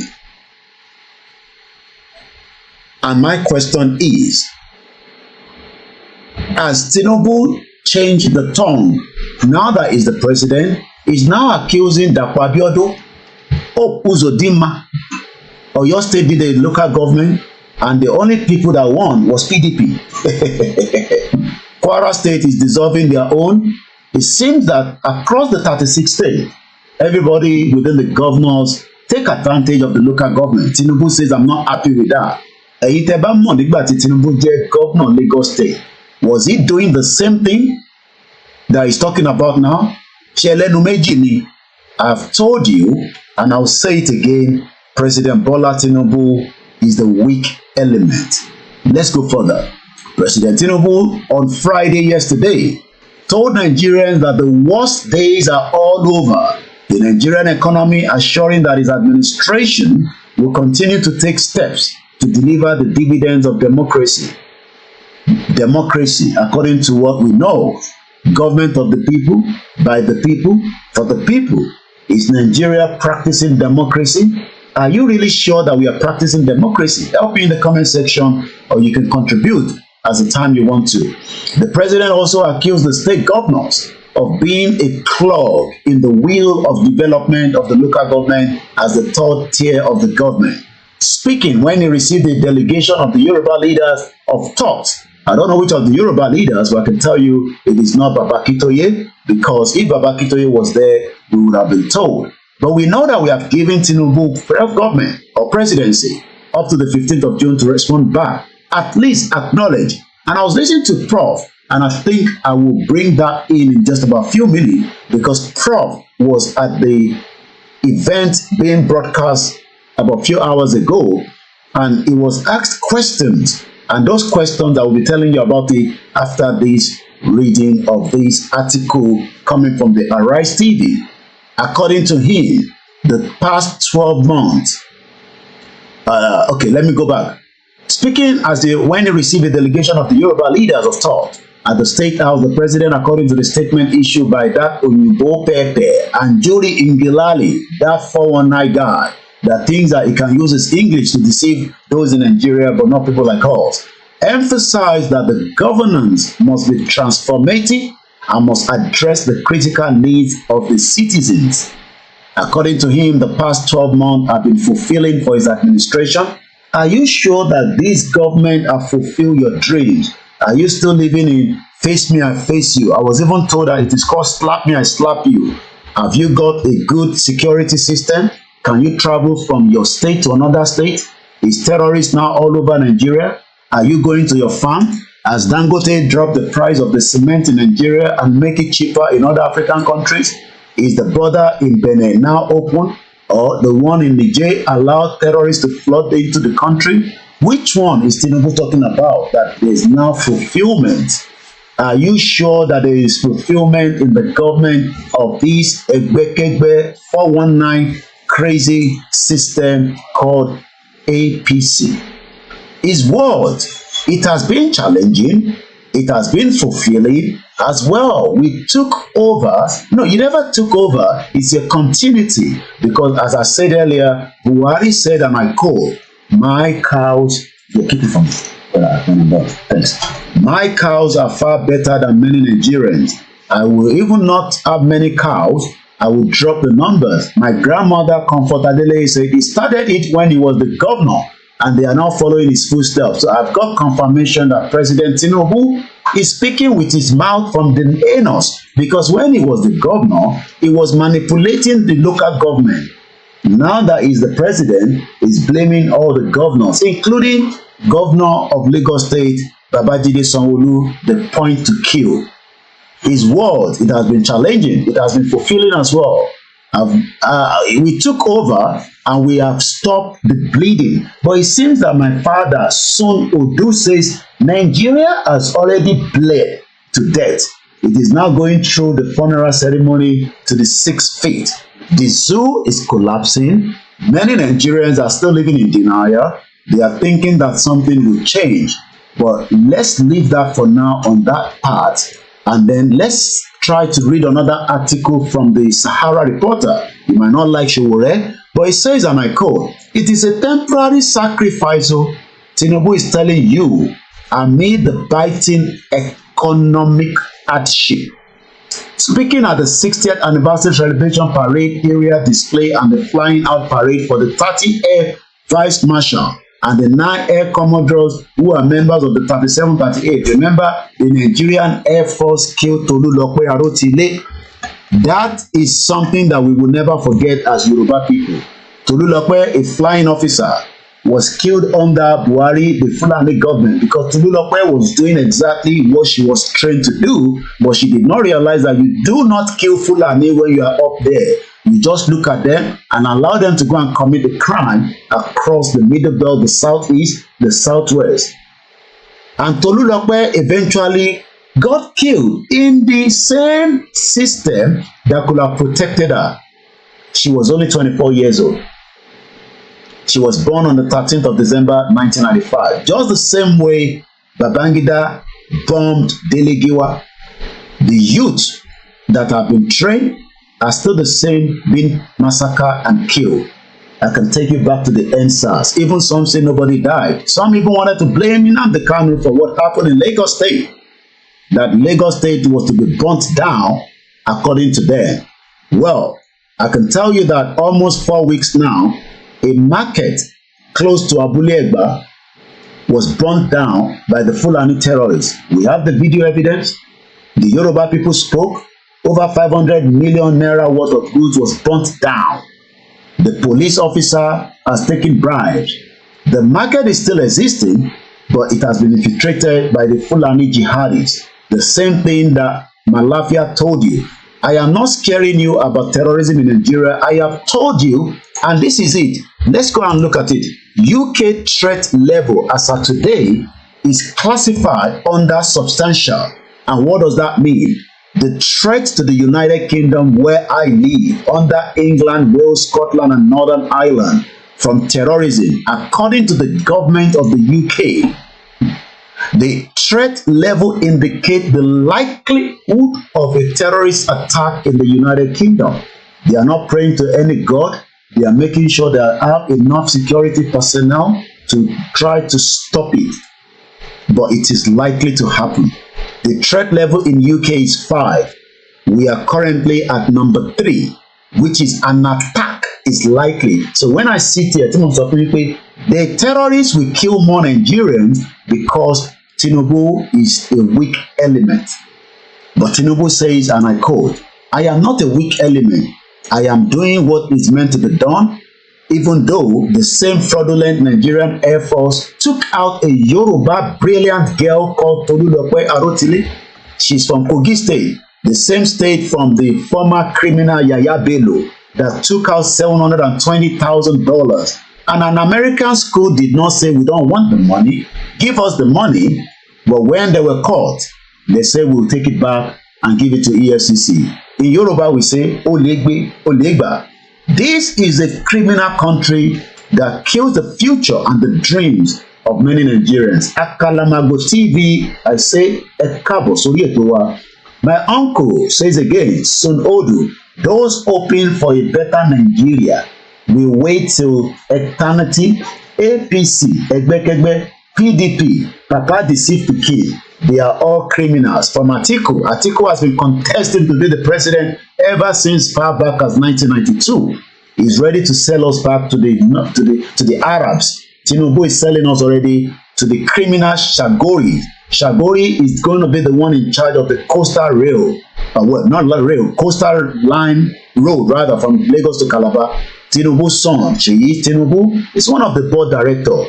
But when you go on the page of Seyi Tinubu, which I've done today on Instagram, they are hailing him as Omo President. The Yorubas that are Afonjas, as they will say. And I don't have any reason not to say that, because they are criminals that think that they want to be a politician like Seyi Tinubu's dad and steal much more money without thinking about the future of the Yoruba people. Nigeria go break, whether you like it or not. We have the time to do the program. We are not going to get tired. It might take some time, but it's going to break. Let me now take you to what Baba Akintoye said during the conversation at the World Media today, because there's a lot that Baba Akintoye talked about. Questions were asked. Some of those questions might be some questions that you are also concerned about, and you might also have those questions listen to you. I think, okay, 1 minute. Where was it played from? All right, bear with me. I will have to pull that up. So let's give you something else while I'm preparing for that particular video. Once we have so much to play, Adogon body is still not returned back after the attack on Oluwole house on the 1st of July 2021. We hope that this government will do the needful and allow it to be returned. If you think that I joke, even Bill Clinton confirmed that, don't think that you can win anybody, especially when they are fighting for their right. They will die there. We left Biafra after everything that we give to want to kill them. 5 million people were killed. This is Bill Clinton. I'm sure you know him now. That former president of America. This is what he had to say some few years back. But our historic memory includes the notion that your greatest days were under Ivan, Peter the Great, and Catherine the Great. In other words, when you could control your neighbors. And people don't want to be controlled anymore. They want to be free to chart their own course. I'll never forget the first time a man with impeccable military credentials, the warden of Rhodes House, who was Admiral Viscount Montgomery's aide de camp in World War II, said, you know, you're going to have to leave Vietnam for the same reason we had to leave Nigeria. We left Nigeria. There was a horrible war. 3 million people died, but we had to go, and you're going to have to go. And I said, why?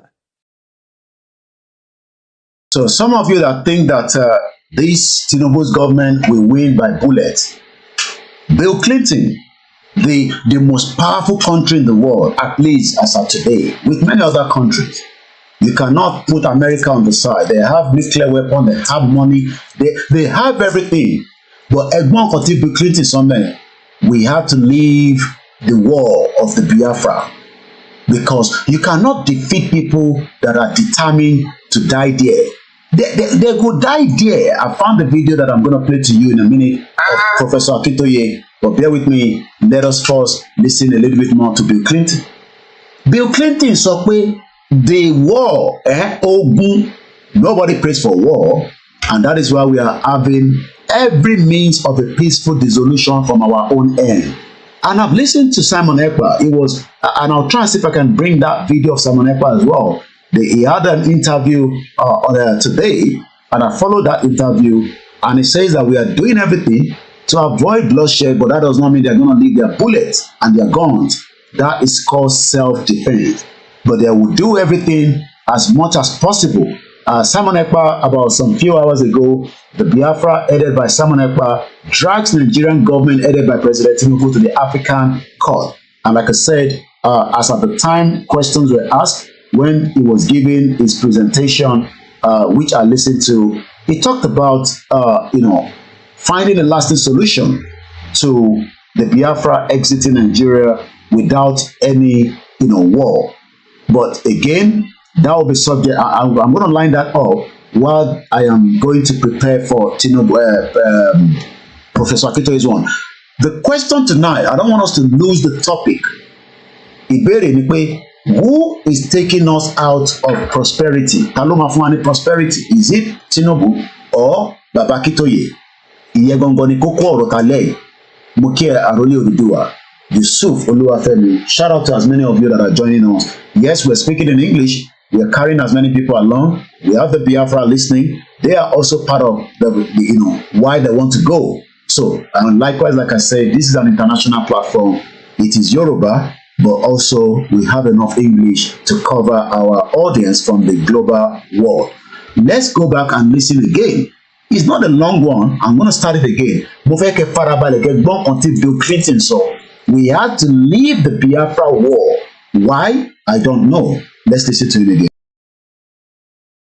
But our historic memory includes the notion that your greatest days were under Ivan, Peter the Great, and Catherine the Great. In other words, when you could control your neighbors. And people don't want to be controlled anymore. They want to be free to chart their own course. I'll never forget the first time a man with impeccable military credentials, the warden of Rhodes House, who was Admiral Viscount Montgomery's aide de camp in World War II, said, you know, you're going to have to leave Vietnam for the same reason we had to leave Nigeria. We left Nigeria. There was a horrible war. 3 million people died, but we had to go, and you're going to have to go. And I said, why? He said, because they don't want you. You know, people... Now we're going to listen to the leader of the Yoruba self-determination. This was today, and you can watch it live again on the Yoruba Nation Youth TV YouTube channel. And please do follow some of these channels. It's very, very important. There, by following our channels, you cannot get up to date of what is happening around us. So we will listen to Professor Adebanji Akintoye as he was making a lot of Q&A, also taking us back to what we need to know. We've read Tinubu's one. I don't have a video version of what Tinubu said. Hopefully I'm going to find out if I can. But let us, somebody said Bill Clinton no get credibility at bed. Well, we're not saying about credibility. It's about what he's saying. That is the most important thing. In terms of Gongola need lati vote. Because when people say, the government will defeat you, the government will defeat you, even America knew that it was going to be very difficult to defeat the Biafra during that war. I remember that there were many countries that were fighting the Biafra. It was not just one country. This time around, it is not 1960s. Let us remember that. So let's listen to Baba Akintoye for some time here.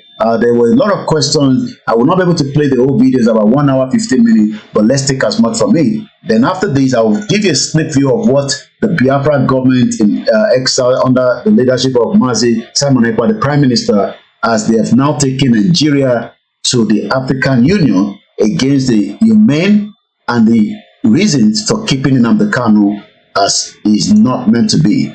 Ejeka follow conversation. Let's see.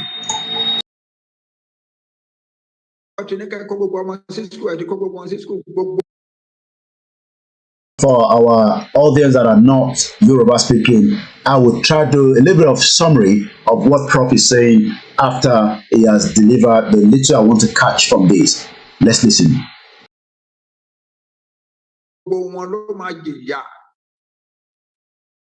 So ọ̀rọ̀ pé àwọn educated Yoruba people wá bẹ̀ sí sá kúrò Nigeria is a product of deliberate policy of the rulers of Nigeria. Deliberate policy. Kì í ṣọ̀rọ̀ unemployment nìkan. The environment became unacceptable to educated young minds. And they began to flee. Today, according to the statistics available to us, by December 2023, a total of 11 million educated Yoruba people have fled Nigeria. And in countries like the United States, United Kingdom, Canada, etc., Europe, so all over. There is no country in the world today where you will not find these educated Yoruba people. A group of people called me from a poor little country near Australia called Papua New Guinea. Papua New Guinea, that is one bed is but now the people want that one day possibly a few of us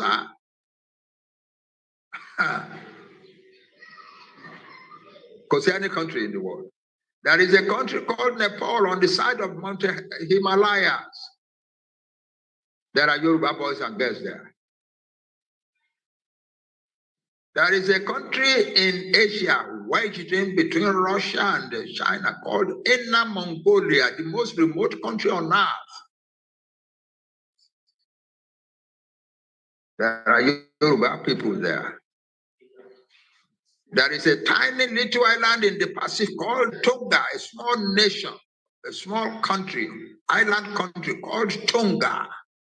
There are Yoruba people there. A few months ago, when one of the islands of Hawaii burst into fire and began to burn, and people were running away from the island by boat to go to other islands, there were Yoruba people among people running away from the fire. So Yoruba people are everywhere. We have been broken up. That's the truth of the matter. Our nation is being systematically broken up. Our nation is systematically broken up. Baba Akintoye and Professor Adebanji Akintoye. These two individuals, one says, and I quote, that Nigeria is no longer bleeding. We have stabilized Nigeria, and we will make sure that those of you that are Nigerians will enjoy everything out of Nigeria. Do you believe Tinubu, or do you think that it is Professor Adebanji Akintoye that has what it takes to give us prosperity and take us out of the current predicament called Nigeria? Nigeria is a crime scene, and it remains so until we all realize that it is not going to take us anywhere. We're going to go back again to Prof in a minute, but I just want us to listen to Simon Ekpa, as I've got it here ready, as he continue, to work tirelessly, as they have now taken President Tinubu to the African, African court in Banjul. And I want us to just listen because it seems that Tinubu says Nigeria is not bleeding. The Biafra disagree with him, just like the Yoruba as well. So let's listen a little bit to Simon Ekpa, and then we're going to move forward again to Professor Adebanji Akintoye. It's a big one. We will not be able to play everything, but we will take you just as much as we can from that, and then we will then move forward quickly. And I'm going to mute my mic, and let's listen to it again from here.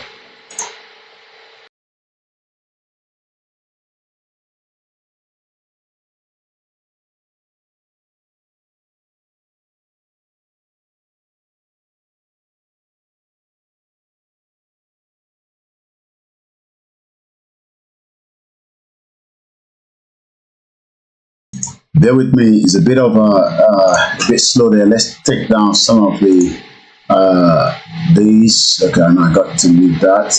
Let's take this one down. Bear with me. It seems that there's a glitch there. Not too sure why. And I had it ready on my phone. Let's see if I can play it from my phone. If we're having issue, from the Twitter that is not allowing us to listen to it from there. Let's listen from it from this side anyway. There is a united government of Biafra, such as there is now. We will start to see some results. So now we move forward with a filing with the African Commission, but not on our hands and knees. We don't come forward as a supplicant begging them. We come forward as the government of Biafra. In the name of the communication, the filing, the name of the African Commission, Biafra versus... Okay, I think I've got it ready now. Let's listen to Simon Ekpa as he was able to address. Let's start from number 3 minutes, and let's take it from here now. I'm going to mute my mic. With the commission, so we have a file stamp on there. And now the Nigerians have to answer. The Nigerian government has to answer, but not to an organization, not to a person, but they have to answer to Biafra. And here, I'll show you. Let's see if I can just share the screen here. Bear with me. Here we go. So if you can see this, it says, before the African Commission on Human and People's Rights, Biafra versus Nigeria. This is it. We come as equals, filing our complaint. And you can see, there it is, the file stamp of the African Commission, which was achieved at Dr. some... Dr. Levy, yes. Are you sharing a screen? Because we can't see. Oh, no. Well, I'm trying to share the screen. Let's see. All right. Let's see. Let me see. So let's go back. Yeah, I want everyone to see what the effort was here all about. Go back here. Well, it's maybe I need to do this. How's that? Better? No, still not. Yeah, okay. I think it's good now. But yeah, it's good. Yeah, I see it. So anyway, here we're talking about Biafra versus Nigeria. That's the heading. So the Nigerians will see this, and they will see the first thing they see is the word Biafra, which will just cause them immense pain because that's the word that can't be said, and they have to answer. They don't have to, they have to answer to Biafra. That's the significance of this. And we achieved the file stamp, which is on a different one there. But anyway, so that's what we've done is do this, and we come not begging them for help. We're giving notice to the African, what we're essentially doing is giving notice to the African Union that they need to convey our information directly to the Nigerian government, bring the Nigerian government before the African Commission to answer our complaint, and they need to answer that complaint before the results are in from the referendum. Why is that? Because when the referendum for the reinstatement of Biafra occurs, and when the results are in, Nigeria is going to implode, because legally, a referendum is the way to achieve independence. We're following the law. Now you have that. That is the pointer I want us to listen to. Sherry Yoruba, you have always seen us as people that wants to create havoc, people that wants to create problem. But we are not the one that wants to create problem. we are finding a solution in a diplomacy. And that is exactly, I know Bishop is calling me back, but something is not right with my phone. I tend not to see. Okay, let's quickly bring Bishop in. But I have a brother that is also on the standby on the Twitter space. Nicholas, bear with me, we're going to bring you in. But the point, as much as you might think that Simon Ekpa, is ready to go into the war with the government of Nigeria, no, he is finding a solution, which is a diplomatic solution. Remember, Bishop, a peaceful solution, a peaceful means. Will President Bola Tinubu, that is telling everybody now that Nigeria is no longer bleeding, there's prosperity, but the Biafra government disagree with him. They've taken Nigeria to Banjul under the Biafra government. Simon Ekpa did not go there as his own. He has gone there as a government. And the government of Nigeria would either have to respond to this or not. And as we heard the guy that was speaking there, I don't know his name, saying that the government of Nigeria would have to answer to the name that they don't want to call. Bishop, go ahead. I'll have you back again. Let's hear your view this time around again. Thank you very much, Koiki.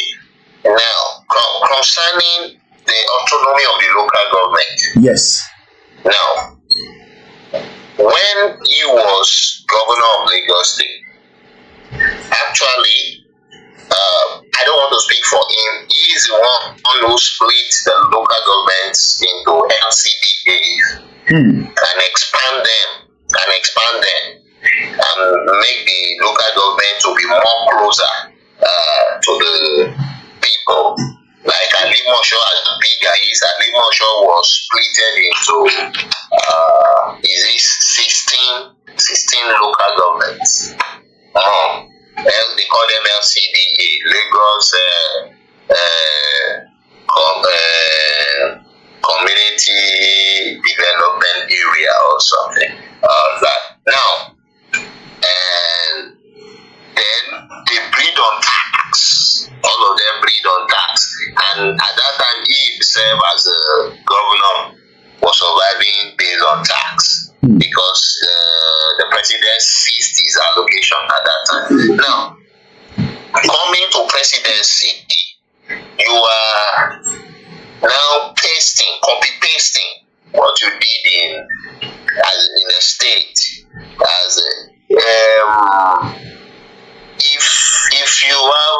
If they say, just like they said that if you score 9/10, you fail this course, and you now score 1/10. You are praising yourself. That's what Tinubu is doing now. You can't turn the whole Nigeria into tax collection. And you are looking for investors. Tax will send away the people that want to invest. That's why companies are closing down. Taxing everywhere, hiking electricity, taking it up. When these people are not producing electricity, people are still paying for darkness. You are still hiking it, taking it up.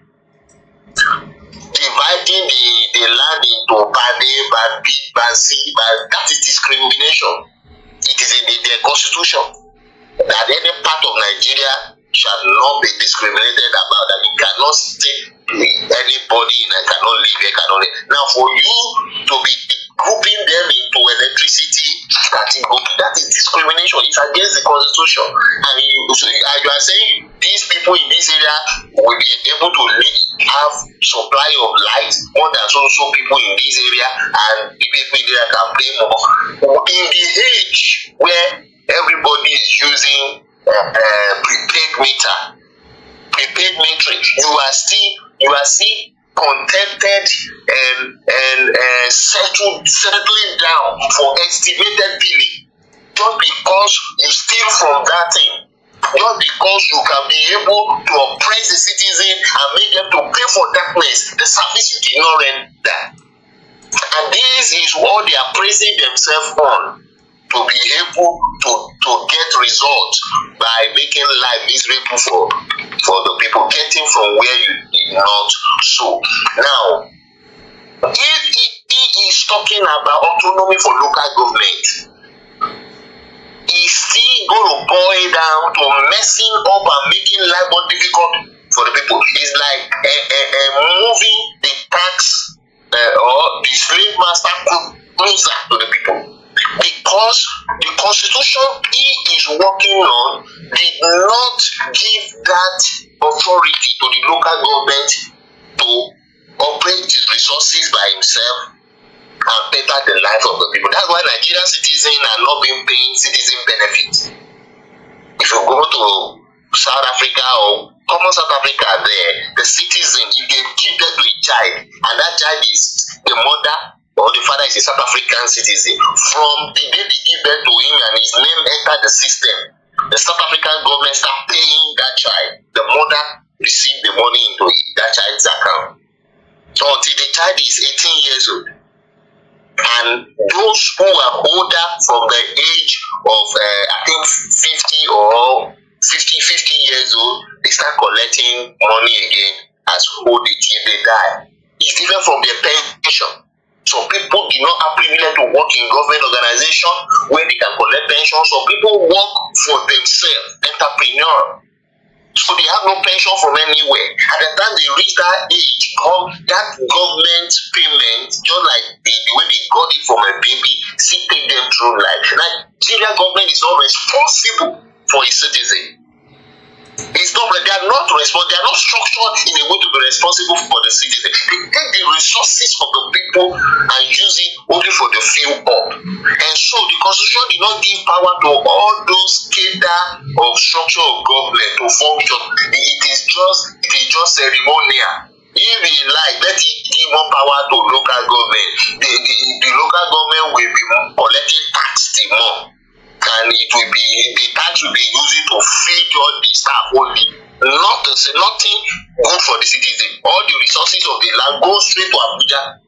That's it. Common electricity. Local government cannot generate its own electricity. It's not that if the local government have resources to do it, right? It will not. If local a well-to-do or a well-meaning chairman of a local government want to do it for his citizens, the law did not allow him. He can do it, but when he built the plant and the plant is generating electricity, the law said he should channel all the electricity to the central, what do they call it? Central, just like the way they are collecting all the resources in the central post in Abuja, central grid. They will channel it to the central grid. So when they channel it to the central grid, it is from the central grid they now distribute it to all Nigeria, including states that did not produce anything. And those ones will be having like you now invest in electricity, generating electricity, you still be in darkness. So nothing work. Is the system, is the law until that thing is changed or break down and it can't work. It doesn't matter the institution you are building. You cannot be building the institution when the system is corrupt. It's like the house that is built on a foundation that has cracked. Instead of you to demolish the house and rebuild the foundation, you are painting the house and modifying it. And you say, can you see we are now modifying the house? Is that the next thing? With the modification, with the painting, with everything, the foundation that has destroyed will destroy everything in a second. So that's just my contribution. Thank you so much. Thank you. Wow. Well, we are 2 hours into the program. We have just 1 more hour, or probably a little bit less. We are not probably doing the full 3 hours. I got a comment from a WhatsApp, from a brother. Says Professor Akintoye, a visionary, a strategist, a planner, an originator. President Tinubu is a down-to-earth politician who has a personal ambition. He rose from being a senator to become a governor and finally occupier of Asoro. That is all. Let's bring one more from the Twitter space. Nicholas, unmute, and let's give you about 2-3 minutes to discharge your own views on because again, if Tinubu is not just talking to the Yoruba people, he's talking to all Nigerians. He says it's a temporary sacrifice. Nigerians amid the biting economic hardship. And he also went further to say Nigeria is not bleeding. But I have just linked it to our own leader, and Tinubu. You can also link it to your own leader, Simon Ekpa and Mazi Nnamdi Kanu. Who is going to give you prosperity among the two? Nicholas, go ahead. Let me hear from you if you're still with me. If otherwise, we're going to move forward. Okay, it seems maybe Nicholas is listening to us from the zoo. Probably maybe it's a network glitch.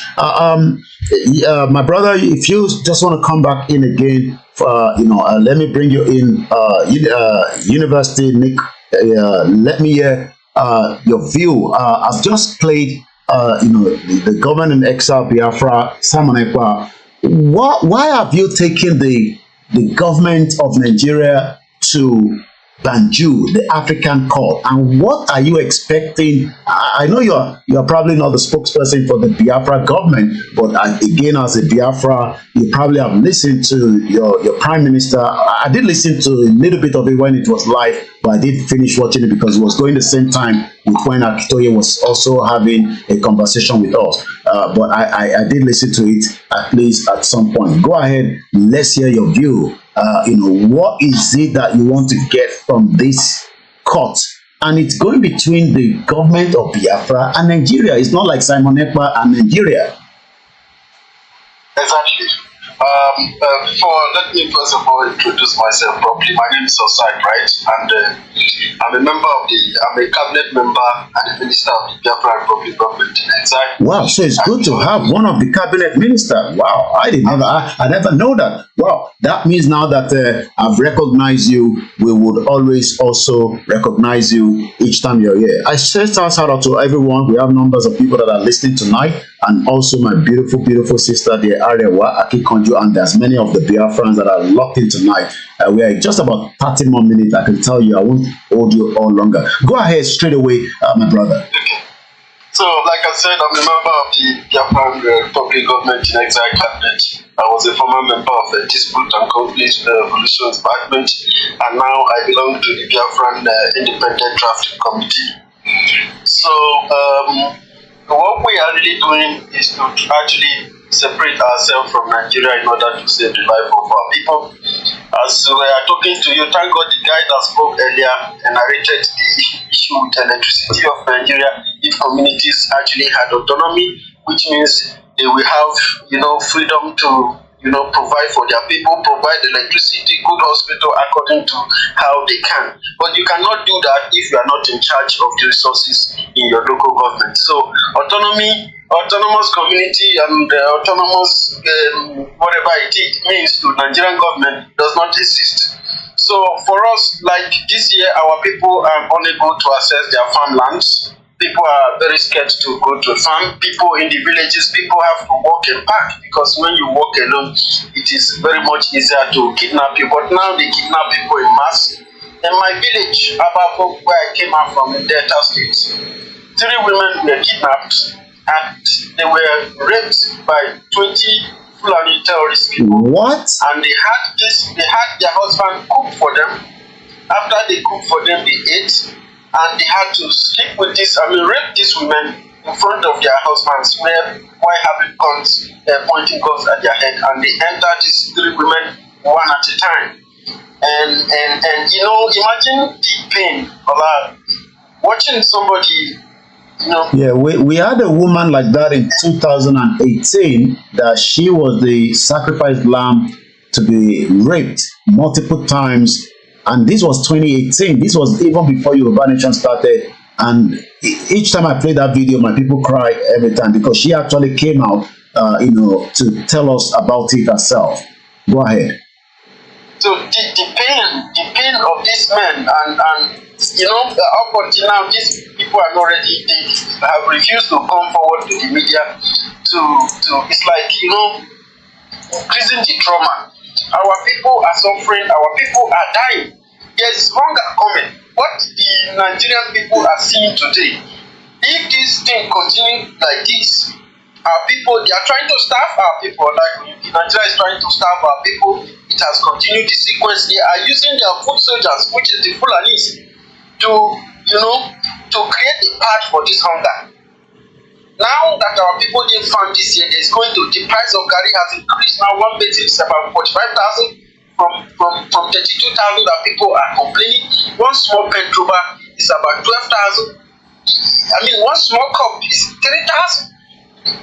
These people are starving our people. They want to destroy our people. So we have to take these very evil people to court before they kill us all at once. In Atokwama, one village close to my place, it's my mother's area in Yoruba, where they have boundary with Ijaw people. Atokwama, the government of Nigeria made a propaganda against these villagers. This is a village that does not have road. They only use water to transport themselves. Go ahead. They don't have water, they don't have light, electricity, they don't even have internet, they have access to internet. But the Nigerian government made a propaganda with these people that they killed 70 soldiers. And these 70 soldiers were all of them Fulanis. These guys have been involved in oil bunkering for many years. When I mean soldiers, these are not ordinary soldiers like Cobra or just. These are top-ranking soldiers like Captain. I think Captain is the lowest ranking officer among these people. The rest of them is Lieutenant Colonel. These are people who were killed. These people engaged with fellow oil bunkers because Nigerian government contracted Tompolo. Yeah, not Tompolo, yes. A lot of money. Yeah. For him to stop our people from Tompolo is making so much money every month from the government. Yes. Exactly. Yeah. Then this guy now start going after his fellow oil bunkers. Tompolo is a criminal who has. Is that not the same problem that happened in that community that they went to completely burn down? That community. Exactly. Yeah. Exactly. Now, I just want to tell you the real story so that people can know the truth and judge for themselves. Tompolo, who is an oil bunker, is going to kill his fellow oil bunkers because the government gave him money. License to does kill. not agree with him that they should kill their people because this is the only way to feed their family. This government does not provide anything for these villagers. And these armies came by gunboat to Guam and they met with these men. They gunned each other down. They killed those people too, and those people killed them back. Interesting. Now they come to social media, they come to the public and lied against innocent villagers. They came the next day, they said they want to make peace. After they have used one man called Patrick to create a kind of small crisis between Okoloba and Okwama people.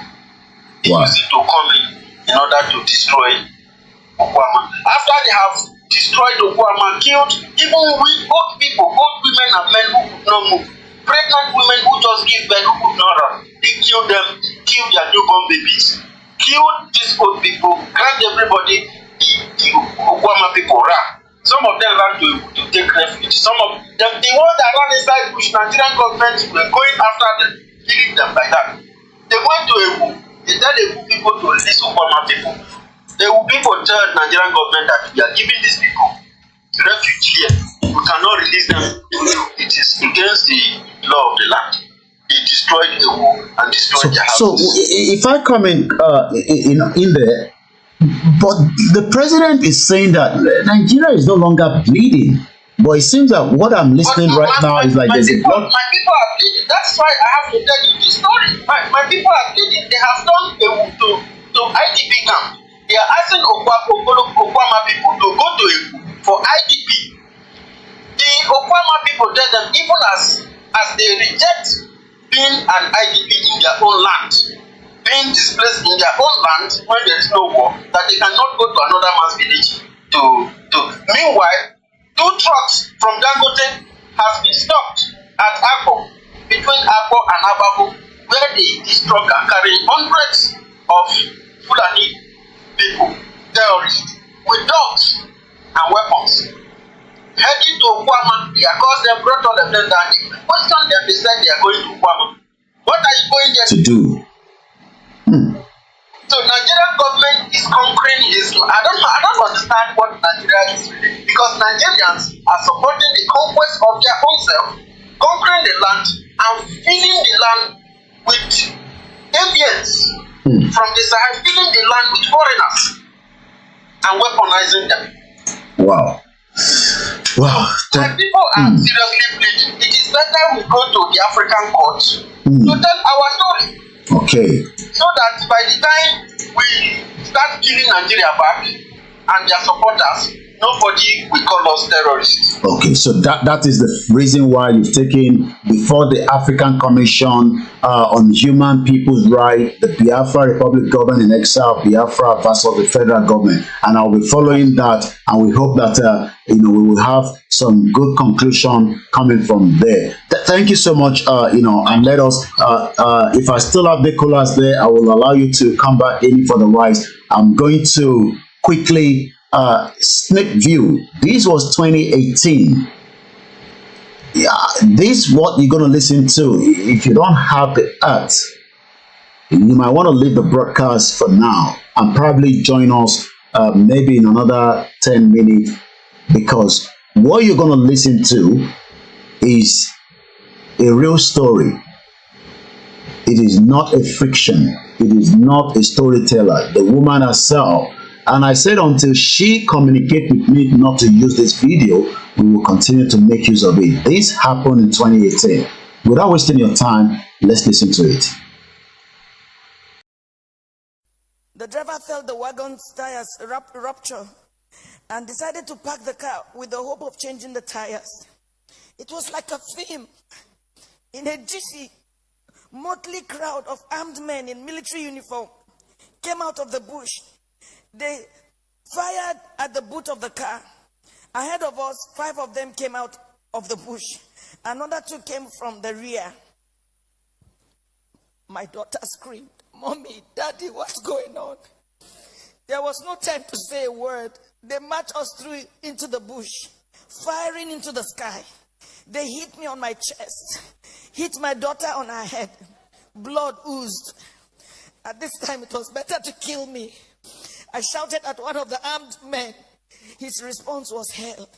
He went straight for my private part, tore my dress with his gun. The others ripped my dresses. I was left with my undies. My husband and my daughter started crying. 2 of them dug their teeth into my breasts. While attending a secondary school in Adamawa, I had lived with some Fulani, so I understood a few Fulani words. I started pleading, at least for my daughter. To my shock, at gunpoint, they removed the dress of my little girl.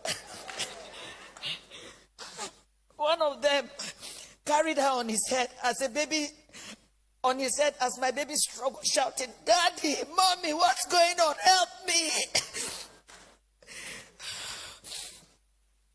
I could not help myself. We marched for 9 hours. I was half naked. My daughter was totally naked.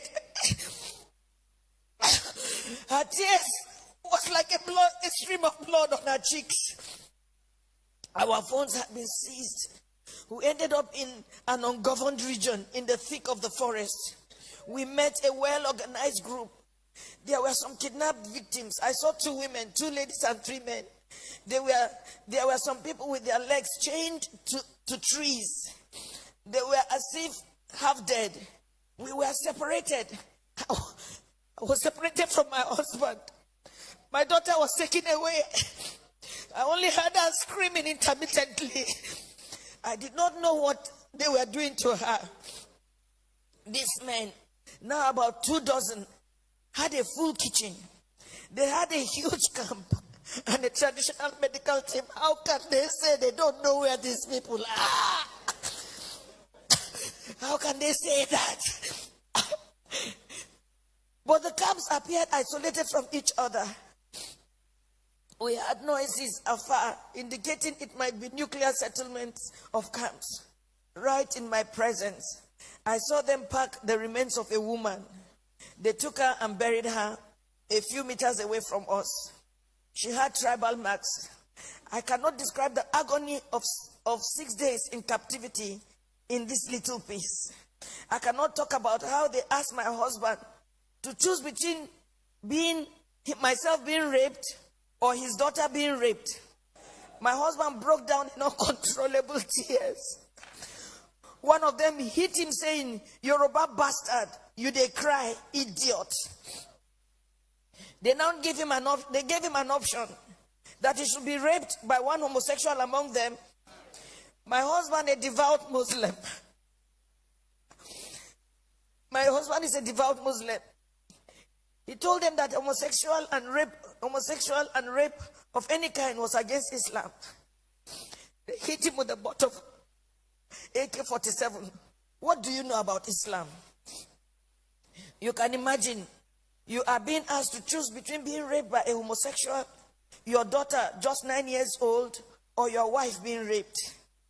They gave the fourth option.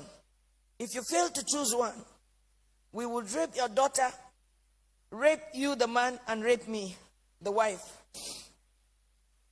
I made myself the sacrificial lamb. My husband begged, saying they should name any price. One of them asked him to bend down.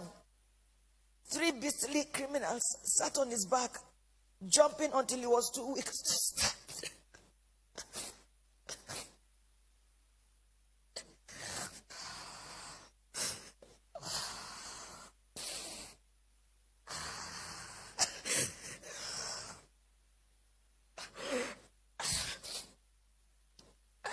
I was not allowed to put on any additional clothes. Imagine they rape you all night and they stop you from putting on any clothes for 24 hours.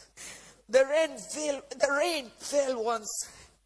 I became a relic at a sexual museum for the armed men who in turn addressed me and asked questions about my financial standing. New Fulani men joined the camp.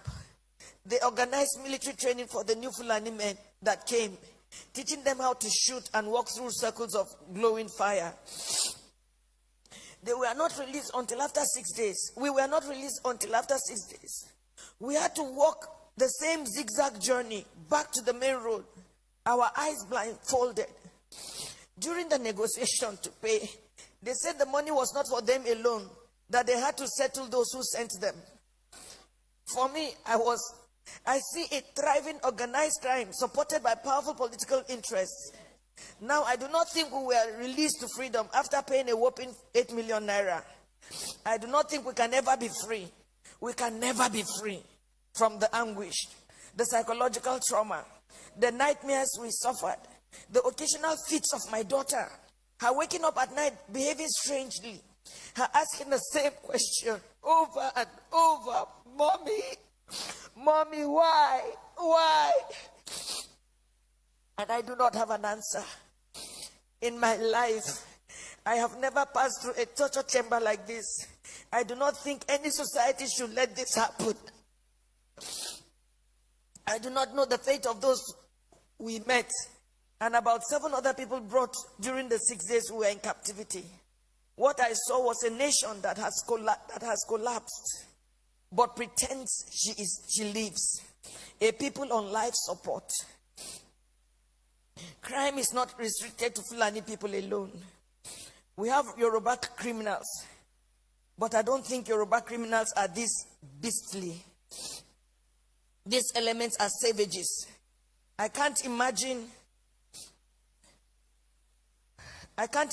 Yoruba thieves going to Sokoto or Meduguri to kidnap Fulani people and keep them in their own bushes. It gives me mental torture that this is happening, and some people are even trying to justify or look for excuses. Well, as a devout Muslim,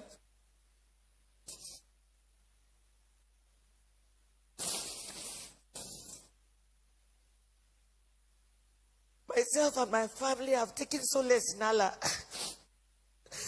Not the Nigerian police, not the army, not the government. We have taken our faith the way it came, that this is supposed to be fate. I thank God that we successfully returned to where we live, thousands of miles from Nigeria. We thank God that we have made a vow.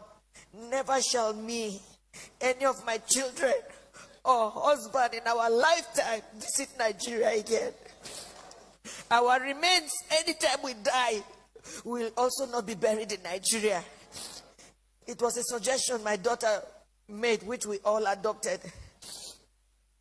I pity the country.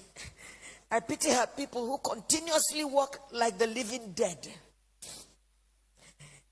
I pity those who parade themselves as leaders because they know nothing about what is going on and the abyss the country is sunk already.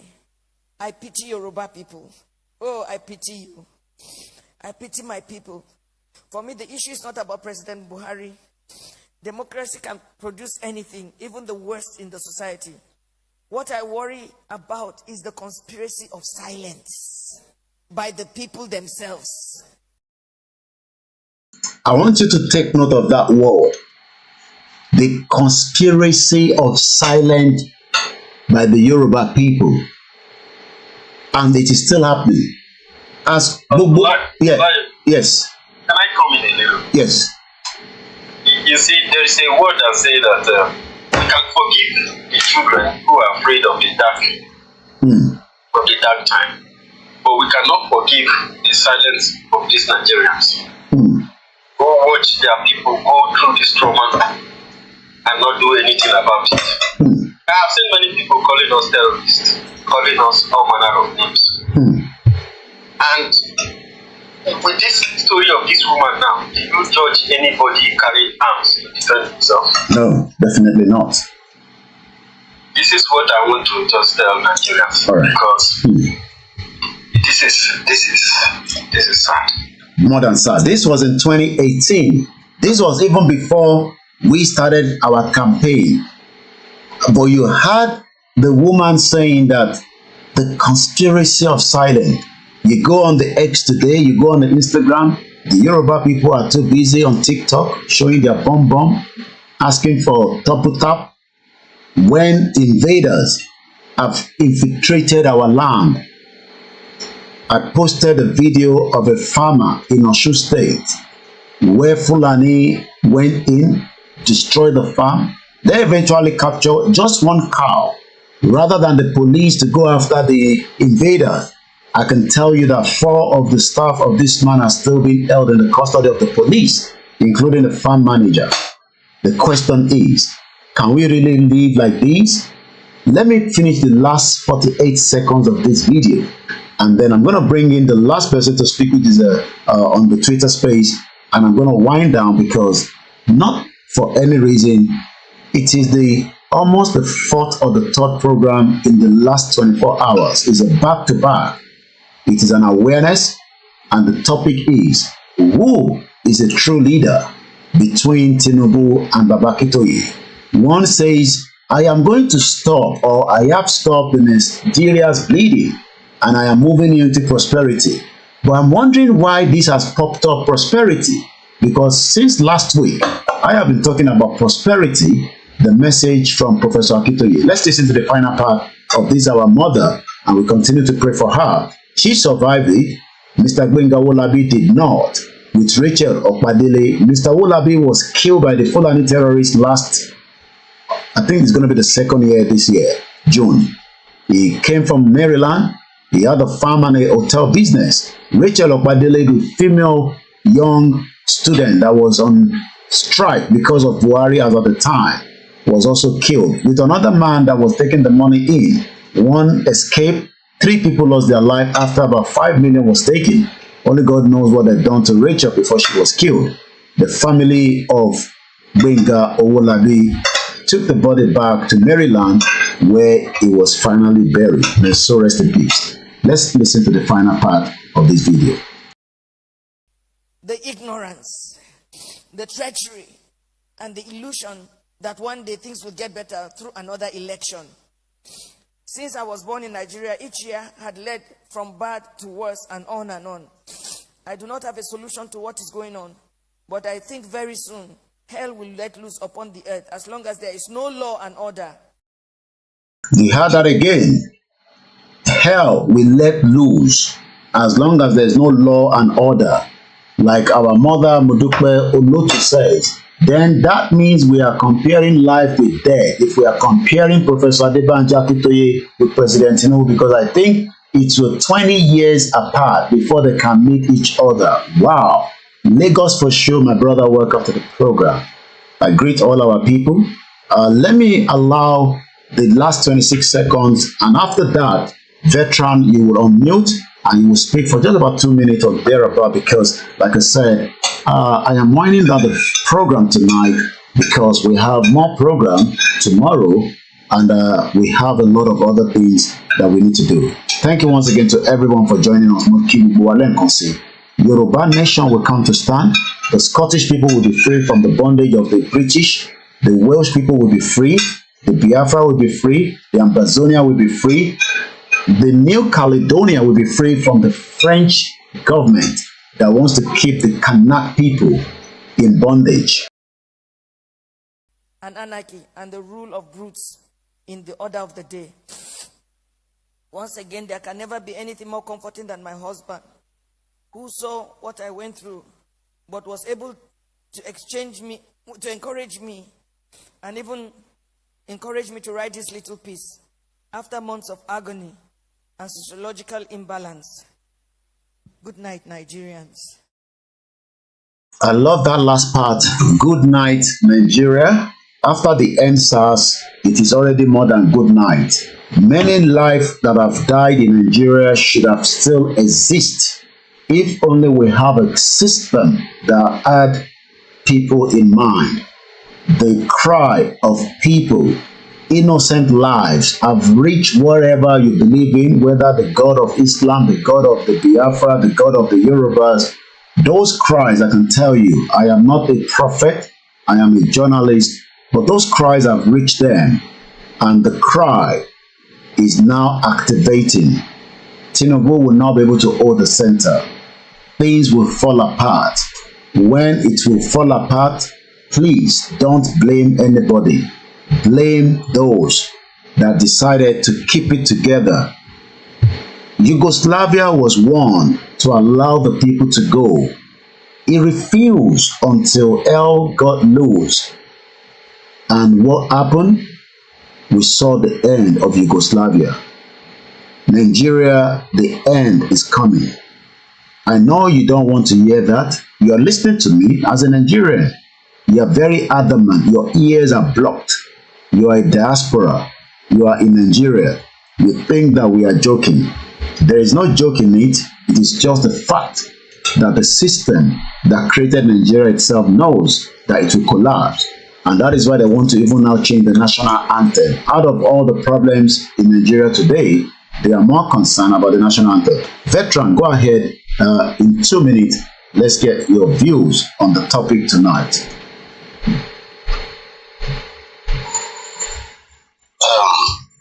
I want to thank you, Koiki, for what you've been doing and your consistency. And you've been on this. I want to say this is what happened to our leader, Nnamdi Kanu. It was him alone. So when if you've seen the video when he started, he was in a very small room and with a micro mixer, and he kept talking and shouting, and at that time nobody was listening. It was as if he was mad. He never knew what he was doing. He kept on. So I don't want to say, please, just keep it on, just keep going. Remain persistent, never give up. Nobody may listen to you today, but keep on and keep on and keep on. Consistency will always be the key. One thing that we learned from Nnamdi Kanu is, once the people realize that you cannot be bought over, once the people realize that you are truthful, they will follow you. So please, I just want to say, continue. Never give up. Whether anybody is following you or not, never give up. The time will come. A time will come when the truth will surface. When the truth you have been speaking begin to speak for itself, This woman that you played her video, I used to have the video of this woman. I used to listen to that video. I look at what the woman narrated, look at the ordeal, look at the trauma. And this is what just a single family. But I can assure you that a lot of families, communities, the whole communities have been going through what this family passed through. And some of them are even killed, dismembered. You see, we are dealing with a kind of barbarians that are not supposed to be on the planet Earth on 21st century. This is the kind of people we are dealing with, I must confess. And the woman said, he's worried about the conspiracy of the people themselves. The conspiracy of the people themselves. You see, it's very sad. It's very, very sad that with all the killings, everything going on in this zoological republic, people behave as if nothing is going on, as if nothing is happening, as if all is well. Your topic, I don't need to, there's no basis for comparison between the drug baron, the drug dealer, the certificates forger, and Akintoye. No, there's no basis for comparison. You see, one is a devil, and one is a God. It's God in small g. So. No, I don't need to talk about them because there must be a basis for me to compare one with the other before I begin to. So this is like light and darkness. So there's no point comparing light and darkness. So it's very clear. So those of them who are still believing in Nigeria, well, I wish them luck. I wish them bad luck because I can't wish them good luck because there's no good luck to wish anybody that's still talking about Nigeria. So. And anybody that's saying that we should not take up arms, I am sorry. We are still looking for more sophisticated arms. We are going all ahead. See, what we have just done with Banju is just, we want to, like we said, it's going to be a multi-dimensional approach. So, while we are indeed, because we cannot be talking about freedom and then we allow ourselves to be killed. It's impossible. We cannot be talking about setting ourselves free or getting our independence and then we allow it. It's not possible. We can't be offered our hand to be killed. No. It's not possible. So while we are that measure have been taken and they were looking forward to whatever they will do, whether they will respond or not, we're not bothered. But at least we have done what we should do, seeking for peace. Seeking for peace, we've done what we should do, and that's what every civilized government should respond to. But whether they do that or not, one thing we said, we cannot fold our hands and be killed and be slaughtered and be treated the way this family was treated. No, we said no. So we Biafrans, we have made up our mind. Our republic, our independence is non-negotiable, and so that is where we stand, and that's where we will always stand. Please, I want to advise you again, please, Koiki, continue. Thank you so much. Pass through this. At the time he went to US, he spoke to foolish Igbo World Congress. Foolish Igbo World Congress. I was telling them, this will coming. This is the danger. They treated him as nobody. But today, it's all over. Everybody's feeling the pain. The pain, the agony, everybody's feeling it. So please, Koiki, I am with you. Continue, please. Even if you are the only voice in the wilderness, continue. But let me assure you, one day,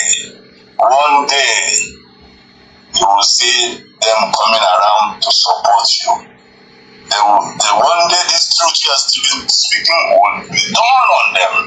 So please, let me use the mic here. And I want to say again, Koiki, continue. Remain consistent and never be for anybody to succeed in this, you must be unbuyable. You must be unbuyable and you must remain truthful. Thank you, and God bless you in the mighty name of Jesus. Thank you so much. That is a veteran, the Dragon, and the rest of the many of you that have joined us as we are winding down. Let me again, those of you that are watching the clip from the video side, you will see that the Vanguard, the Saturday, March 23rd, 2024. On the left-hand side is Lugard and the girlfriend, Laura Shaw. Let me remind you that Lugard did not find love. That was first reason why he went on the expedition trip to Africa. He came back from India with a woman that he wanted to marry. That failed. That kept him in a bitterness, and he left UK. And until he was facilitated and brought into what is now known as Nigeria. But the headline of the Saturday Vanguard, untold story, the fears, the poisons, killing fields, 6,931 people have been killed under President Bola Tinubu in 10 months. By the time we had another 2 months, we give maybe 10,000 thereabout Nigerians. That is what they are saying, but we know that you multiply that as usual with 3, or probably maybe a little bit more. Moki Wogomo Yoruba Nile, Yawa Titilola Shaw, thank you so much. Victor Olabami was up with Mr. Tinubu is selfish ambition and careless. How it's obtained, but Baba Akintoye is selfless ambition that one is raised to be free. Thank you once again. As I leave the program, remember that freedom is not going to be given from Tesco, Costco, Walmart, ShopRite. You will work hard. And like the brother said, you must not allow yourself to be infiltrated. That is what they wanted to do with this movement. We have been labeled with all kind of names. Even somebody said that the business I had here way back in 2007 or thereabout was where myself and Baba Akintoye, and maybe not the Kano, had some meeting. Even the business shop is closed. But the writer is a Yoruba guy. He went dig a little bit, but I couldn't find anything. And when I read it, I said it first of all failed because that business and the shop has never been in existence, only God knows, for 10 years. But he drafted it as if that was where the first meeting was held on my journey to the Yoruba nation. Well, whatever it takes, most often, I am your last man standing. I will use this platform to tell you that the corruption of what the British created in 1914 would definitely be collapsed and be brought down, because it has killed innocent lives and many people have suffered. Like that woman, our mother, the wife, the daughter and the father, they were all in pain. And like the brother said there, only God knows how many millions of Nigerians are now turning to the IDP camp. And on that note, I say, all hail Oduduwa, all hail Yoruba nation, all hail Yoruba kingdom, whatever name we want to call it, all hail Biafra, all hail the Scottish people, the New Caledonian, and as many people that want to be free from the bondage where they are currently are. Olanrewaju Tai will say Nigeria is a laughing matter.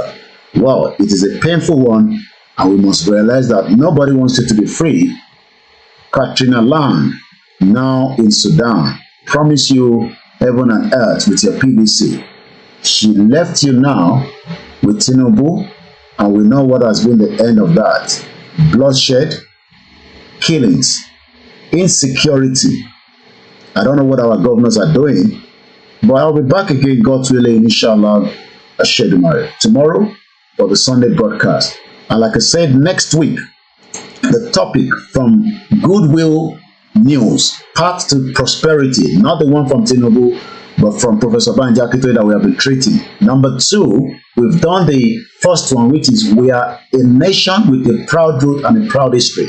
We've done about 5 programs on that. You can watch all that.